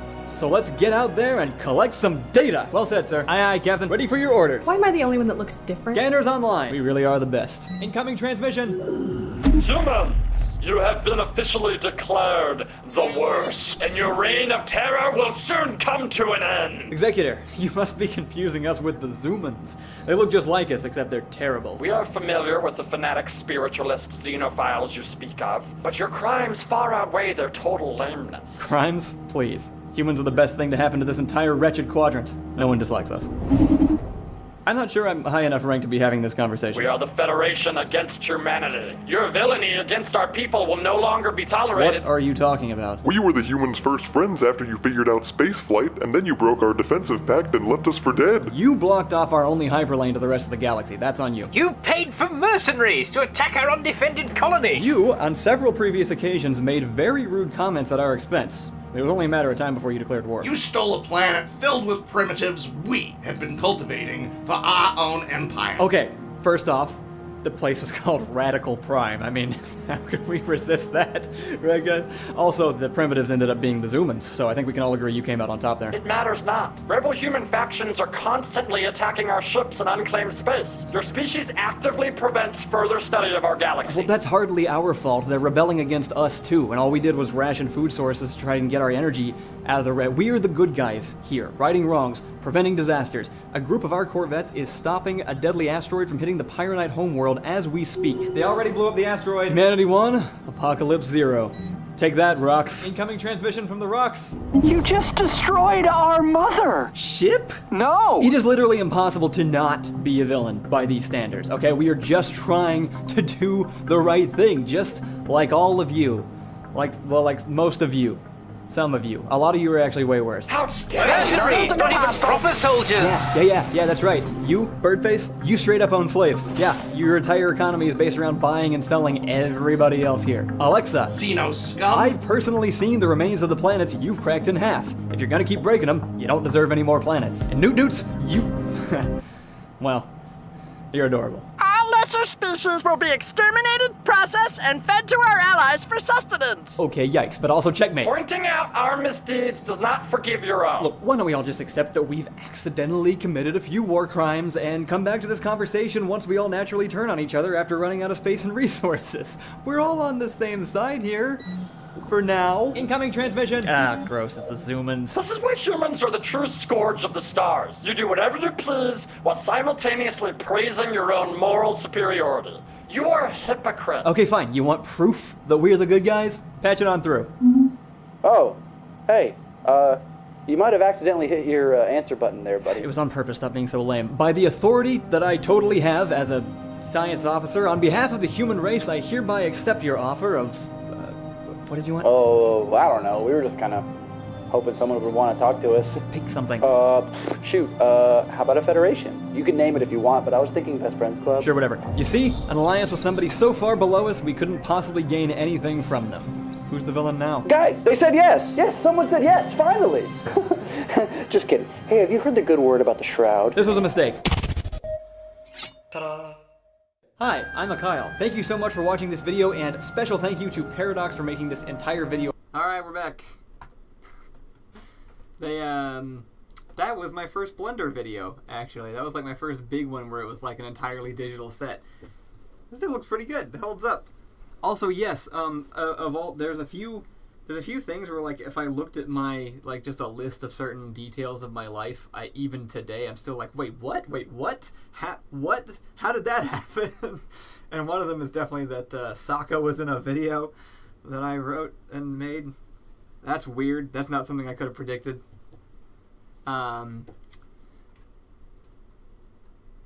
Anyway, Elfer Light suggested pinning them on the edge of the shoulders, and yes, I can and will do that. How do I... Can I just, like, reset the cache? Is that possible? If I just, like, hide it and... No.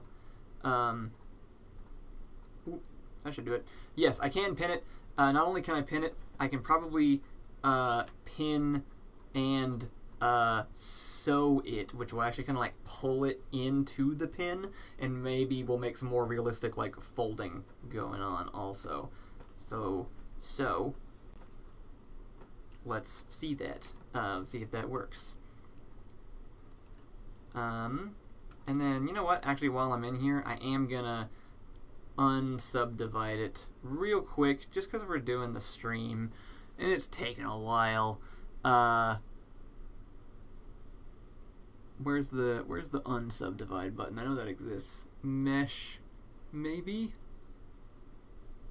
If anybody sees it and I don't, let me know.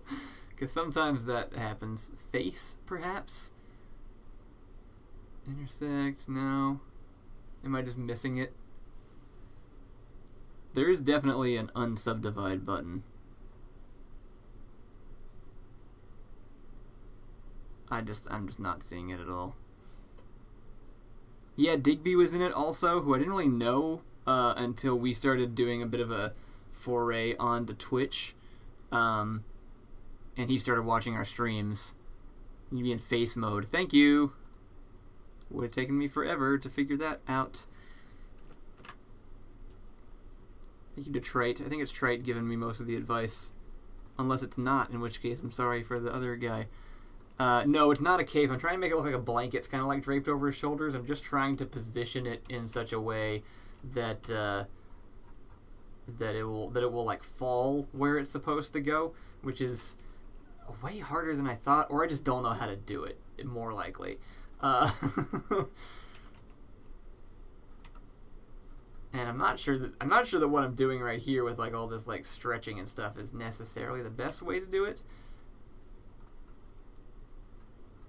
But I think I believe that if I take these and I extrude just them down like this, so that there's just these points, and I maybe just kind of like push these in toward like the shoulders, and then if I take those two and I add a pin vertex group over here and assign it just to those points, and then I go back into the physics thing, and I go to, let's see, where is that? I think the analogy I used before was apt, which is it's kind of like not exercising for a long time and then coming back to it suddenly. I am good at this. I just haven't done it in a while. Solidify modifier usually comes after the simulation because it doesn't know how to deal with there but that does remind me that I'm going to go and turn off the subdivision one so that doesn't cause an issue. And then I think there should just be like a sewing checkbox somewhere. And I think anything that is just like two pins, like, or two points like this, separated by an edge only, I think it will kind of like pull those together. And since I've got the group pinned, and I've got the sewing set, and all that good stuff, it should work. It should just work. It looks like it's already working right there, actually, on that first frame. So let's do calculate the frame again. It should go a tad faster. Yeah, since it's less geometry. That's going a little bit faster. CopyKyle's he's very cold-blooded. You know, what's the term? He's a chilly boy. And he needs something to make him warm. It's actually just supposed to kind of like disguise the fact that it's CopyKyle as much as possible for like the little bit of shot that you get. It's gonna cut to him, and it's gonna look like somebody hopefully sitting in the chair, and then you just get this sense of like, wait a minute, something's off, what's going on here, before he turns around and does the reveal. So it just has to sell for like 2 seconds. That's all it's got to do. Decimate modifier works too. It does, but Decimate tends to turn it all into triangles, and you can unsubdivide, and it will actually just go in and like reduce it, like it will like take away the middle of the polygons instead, and kind of like, I don't know. It depends on what you're going for. I will use Decimate to clean up like photo scans all the time because they're already a mess, and it'll just make it run better because you can just reduce the geometry. Redshift says, this is super neat info. I've always just used Decimate. I'm glad that somebody's getting some use out of it. I learned all that I learned from watching other people, and I really do like that the Blender community has been my favorite online community that I've ever seen, because it truly is just everybody wanting to be able to use the software better. And so when they find things out, they just share it. It's the easiest thing to look up information on. Unlike Adobe products, where it feels like everybody's like hogging the information. Okay, that went kind of in the direction that I was looking for, but not exactly. What if, let's see. If that's getting scrunched up.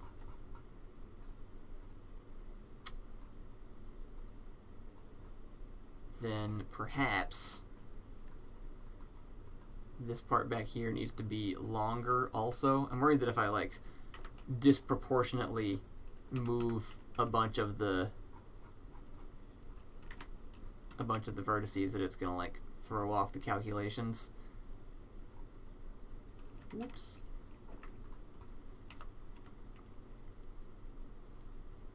If I just sort of like step this up and move that out a bit, and maybe do the same thing with the middle.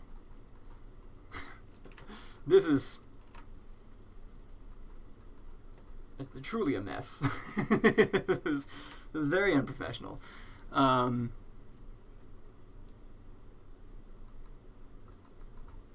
then the other thing is that it's still not quite getting like the shoulder drape that I want. And so I wonder if maybe like, what if, guys, what if this thing, what if I highlight this inner ring actually, and then why are you playing? Stop that. No. And I actually just make it like give it like a little bit of like a pin collar sort of situation.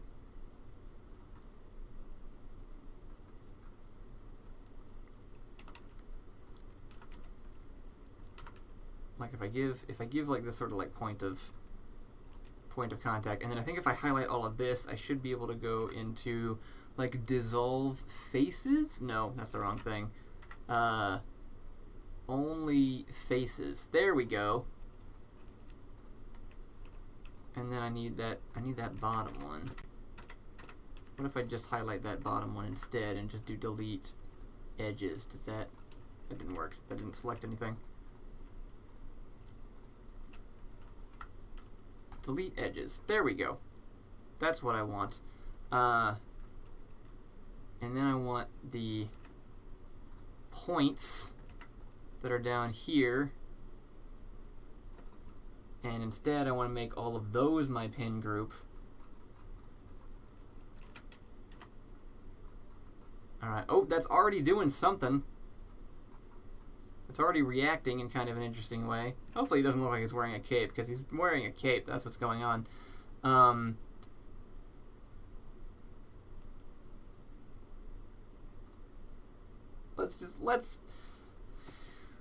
Let's find out, shall we?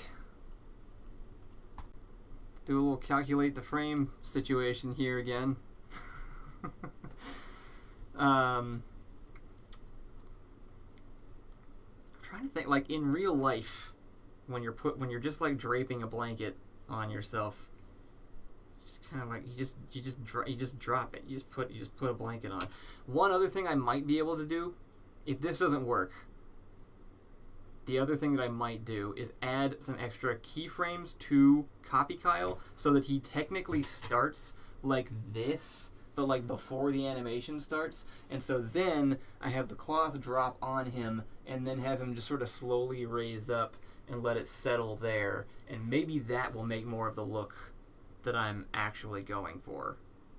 That might be the way to do it if this still doesn't work out. Because I'm also worried that with the pins, that then when he gets shot and stuff, it's not going to have as much as fun of like the fabric flying off or anything like that.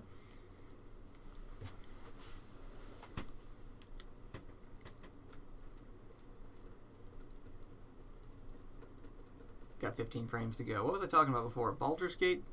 That's been fun. Oh yeah, I also been playing the PlayStation Spider-Man games are so fun. Those are my favorite ones. I'm excited for the new one. Oh, and I downloaded Shadows of Doubt, which if you haven't played it or heard of it, it's this indie game where it's like a randomly generated crime story. You're like a detective. It generates a city. It generates crimes. It's like a mystery thing. It's super cool. That's not the worst that it's been. So there's that. Like that, it's weird. It's plausible, but if you saw that like in the actual shot, it would still look kind of goofy. Trite says, I'm pretty sure you can just keyframe pins when you want the fabric to fly off. That makes sense. Yeah, I could just turn the pin off. It certainly should work that way. But I don't know about that though. That's a little off. I guess I'll try it. I'll try it my way. I'll try it the way that I was talking about, where he's kind of like leaning over, and hopefully that's not a lost cause. I'm getting hungry. I have to call this so I can go get lunch at some point. That's going to be what does it. Who would have thought? Alright, so if I'm in pose mode then on this, then I want him to be in this position by frame 1. So I will set that, and then the only problem is I can't like go back and look at it. Here, I'll animate it here so that I can see it. And like, I don't want it to like fall real hard, so I might give it a full like 40 frames for him to lean back up. And I'm thinking if I just take this and sort of like lean him down this way,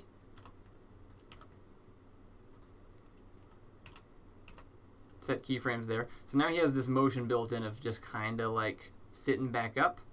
And then maybe what I can do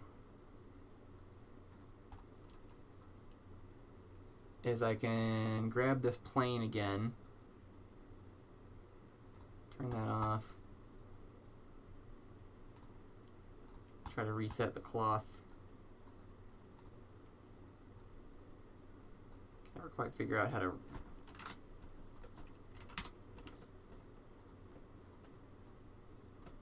No, that doesn't do it.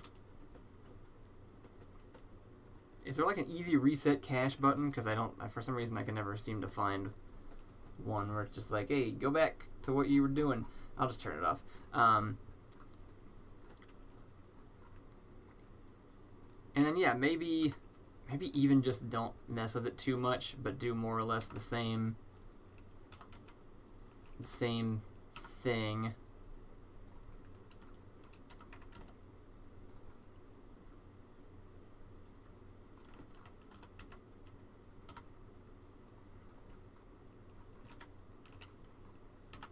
Put it down around his neck like this. Try to kind of position that in a way that makes sense.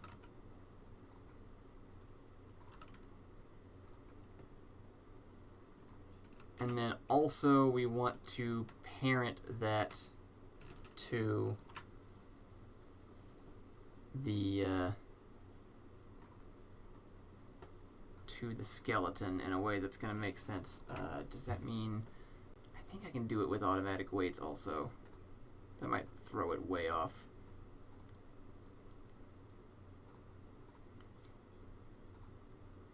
Ooh. Real important note, the order of modifiers in Blender is important. So like the armature modifier has to go before the cloth one or it's all going to mess up. And if you ever find weird problems happening, it's a good place to go check because it might just be doing something really weird. There's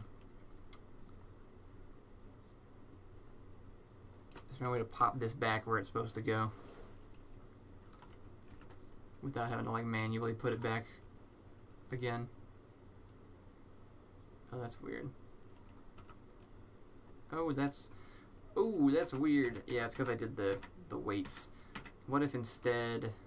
it doesn't need to be like deformed, obviously.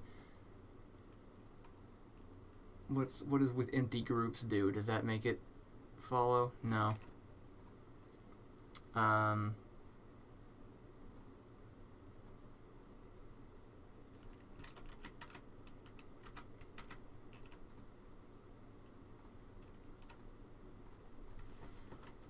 doing the quiet thing again. Sorry, I'm getting really into...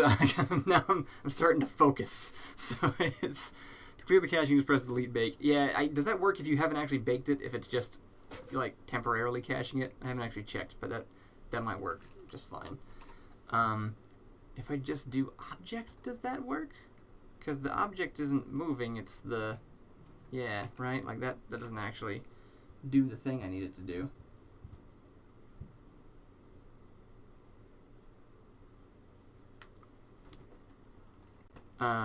Let's see. Just need it to follow the bone real quick. I guess I could also just like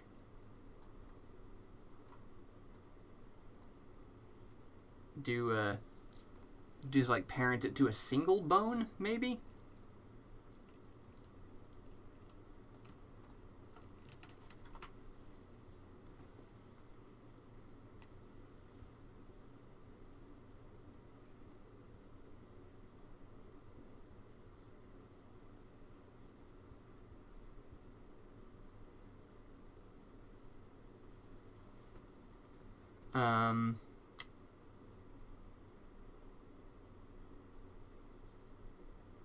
What if I just pair to bone? Does that work?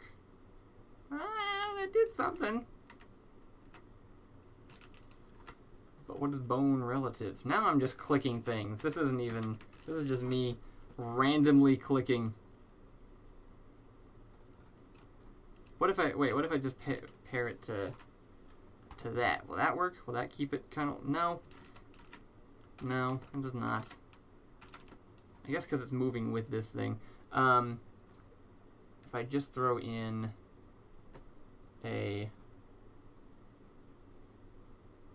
my own modifier instead, maybe that'll work.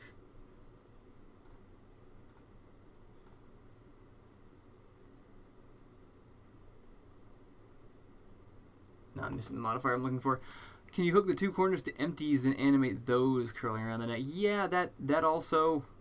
I think that does work, and that's... kind of annoying. I actually just need the whole thing to kind of move with it, you know. But you know, maybe I don't. Maybe I don't need it to move with it because the whole point is that it's falling. It's gonna do the simulation. Then he's gonna kind of sit up, and ideally, it just kind of sits the way that it's supposed to sit. So let's go up in here. And then somebody asked if the blanket can be more rigid. I don't know if you mean just like if the cloth can be stiffer.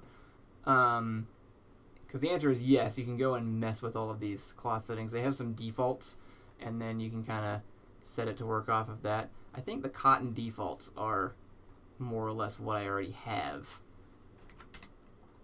plus or minus some adjustments for weight. And then also like the thickness of the here. You know what? I'm gonna unsubdivide one more time. Because that'll also give you like bigger folds. Does that make it? Oh, it did some weird stuff over here around the neck to do that though. So maybe we won't try that right now. Let's just give it a shot. Calculate the frame. This will probably be my. Oh, it's not on.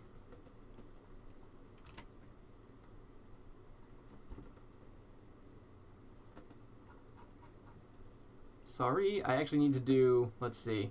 I'm going to do simulation start at negative 80, which is 40 frames more than the 40 frames I'm giving CopyKyle to like sit up.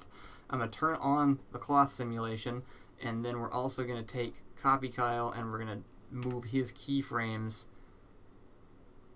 over here, which looks like it's not going to work, but it should happen before it gets to this point. Let's just see. Let's just see what happens. And if it doesn't quite work out, I may go ahead and call the stream early and then just keep nitpicking it, because it's probably just going to be that. It's probably just going to be the nitpicking. Anyway, the empties thing, yes, you can. You can hook, if you need it to be attached to something that moves. The easier thing to do is to attach the individual points to another, like an empty, and then have that empty parented to your animated object so that it's actually dragging it around, because a pin just keeps it pinned to that point in 3D space, I think.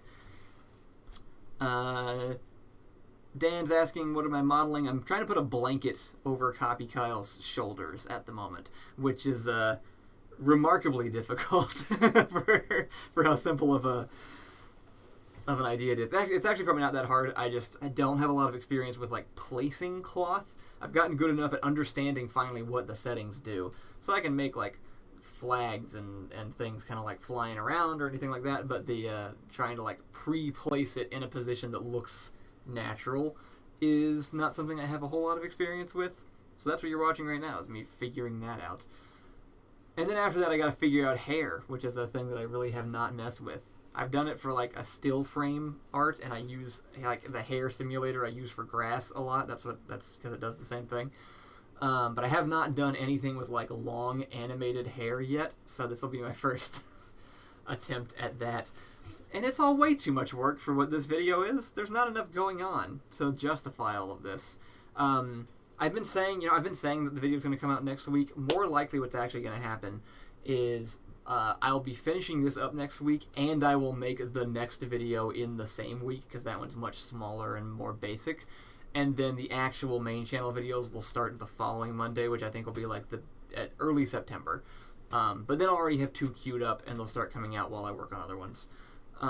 Next week will be the first podcast with me and Ian, though. That's the goal there. And if you're on Patreon, me and Allison will still do another one next Monday, and I will still do a stream again next Friday as well. And in the meantime, I'll be working on effects stuff, so hopefully I'll have things to show off. We're very close. We got 5%. Let's see what you got, Blender. Okay, that's a little bit disappointing.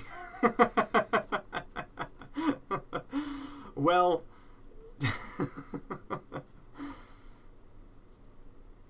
we had a lot of laughs. Had a lot of fun today. I feel.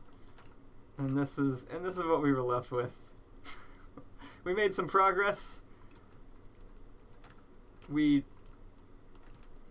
maybe undid some other progress. Let's see, what is this? What does this render as? Let's see. Let's see what this looks like. I do blame CopyKyle for this. He's making this far harder than it needs to be. Why can't he just put on a blanket? It shouldn't be that difficult. Oh no. Why does it look like this? I think it's just, you know what? It's because the room light is like the room object is set to illuminate and also doesn't have an image texture built in. So if here, I'll just hide that whole thing and then oh wait, no. I'm just kidding, don't do it. I'm going to turn on the HDRI in the background so there's actually something going on back there.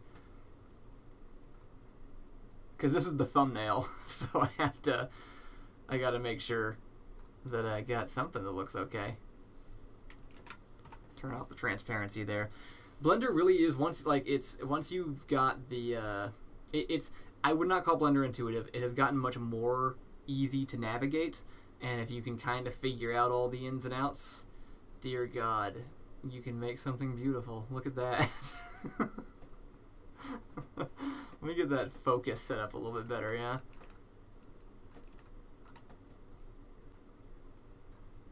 Reconnection successful. We did it. Everything's fine. Where is this plane? Why is it not moving? Is it just not showing me it? Yeah, that's what's going on. There we go. Okay. I think this comes from an add-on, but it gives me this little, like, thing to tell where the focus is actually hitting. I think I have an add-on just called Photographer. It also gives me, like, some additional camera controls to try and make it match the actual camera, which is nice. I'll go ahead and hide that. Let's see if that looks any better. Try it out so you can do more process streams like this in the future. I think so. I think I'm gonna try and do one of these a week. If it's nice to do. It gives me something. It gives me a good way to sort of like make myself do things that I have trouble doing otherwise. It does look like it was carved out of marble. That's pretty great. It's not the best shot though. Try to reframe something else.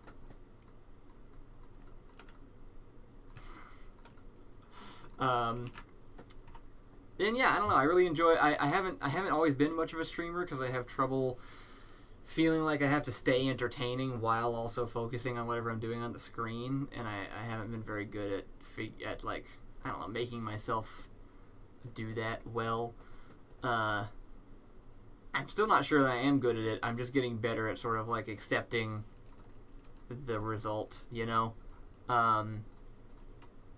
And people seem to enjoy it, and I finally kind of got to a point where I feel good enough at Blender that I'm not spending the entire time just trying to figure stuff out. Obviously, it still happens, but it's not. It's at least that's not the entire content. You know, something else that I didn't actually show that I'm very excited about, and it's not quite as exciting, but there's a tool that I got from Ian Hubert's Patreon page. That I've been able to use to make color profiles for my cameras. So I have this Sony A7S II, and if I click that, it should actually render in the light, like with the color settings that my Sony camera does. Which means if I had footage in here from the Sony camera, and then was making something to go along with it, they would actually just match straight out of the gate. And that's pretty exciting. It doesn't mean it looks like the best, but it means it looks accurate. It means it looks more like photo accurate. Right now I'm just going to keep this. Was it just none? Is that what I had?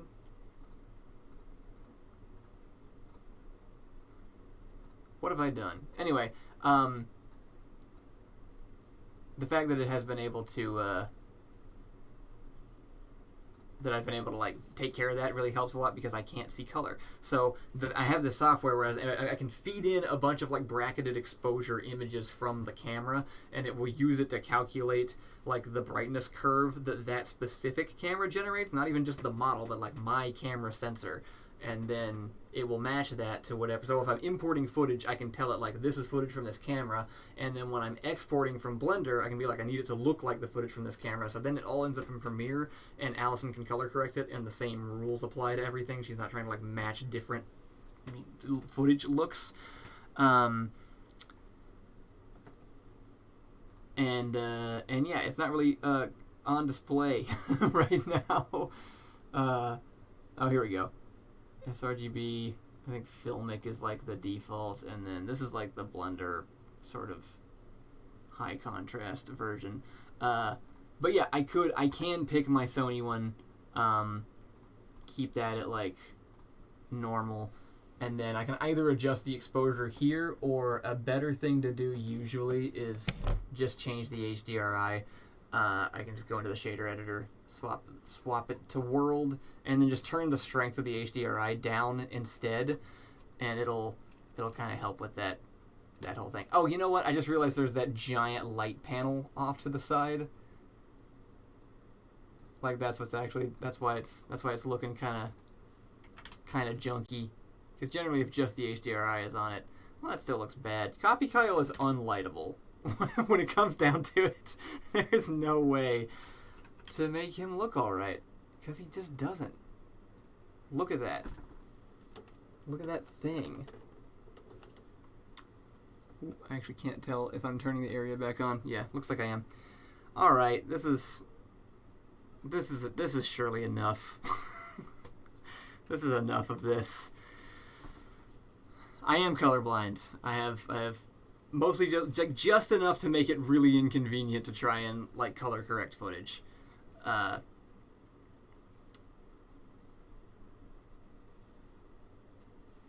So that's fun. Anyway, this is clearly gorgeous, so I'm gonna leave it at that. You can see motion blur on the hitting on the fabric where it's actually just like falling in motion. All right, there's our thumbnail, guys. We're just going to use that. I'm going to go save that where it goes. And then we're going to call it for the day. So thank you all for tuning in. That was enjoyable. It really does help me. I hope you guys enjoy watching, even though it feels on my end like just hot garbage. It cannot possibly be actually that good. But you all seem to like it just fine. Because you keep watching. Can I export this in a JPEG? I can. Look at that. Cool. There he is. I will be back, I think next Friday is going to be the plan. Early still, kind of like I did today. And I should be done with this, so I shouldn't be showing this off, but I'll have something else to show. So thank you. Thanks for tuning in, and I will see you guys all later. Oh no, Rustage just got here. Sorry, Rustage, I have to leave. We're working. I got people to pick up from the airport. I have your Discord messages. I just have not gotten to them yet. I apologize. I've been very busy. I moved across the entire country, and so I just have not been able to get to things yet. But I know that they're there, just so you know. Thank you, everybody. I will see you later. Have a great weekend. Bye.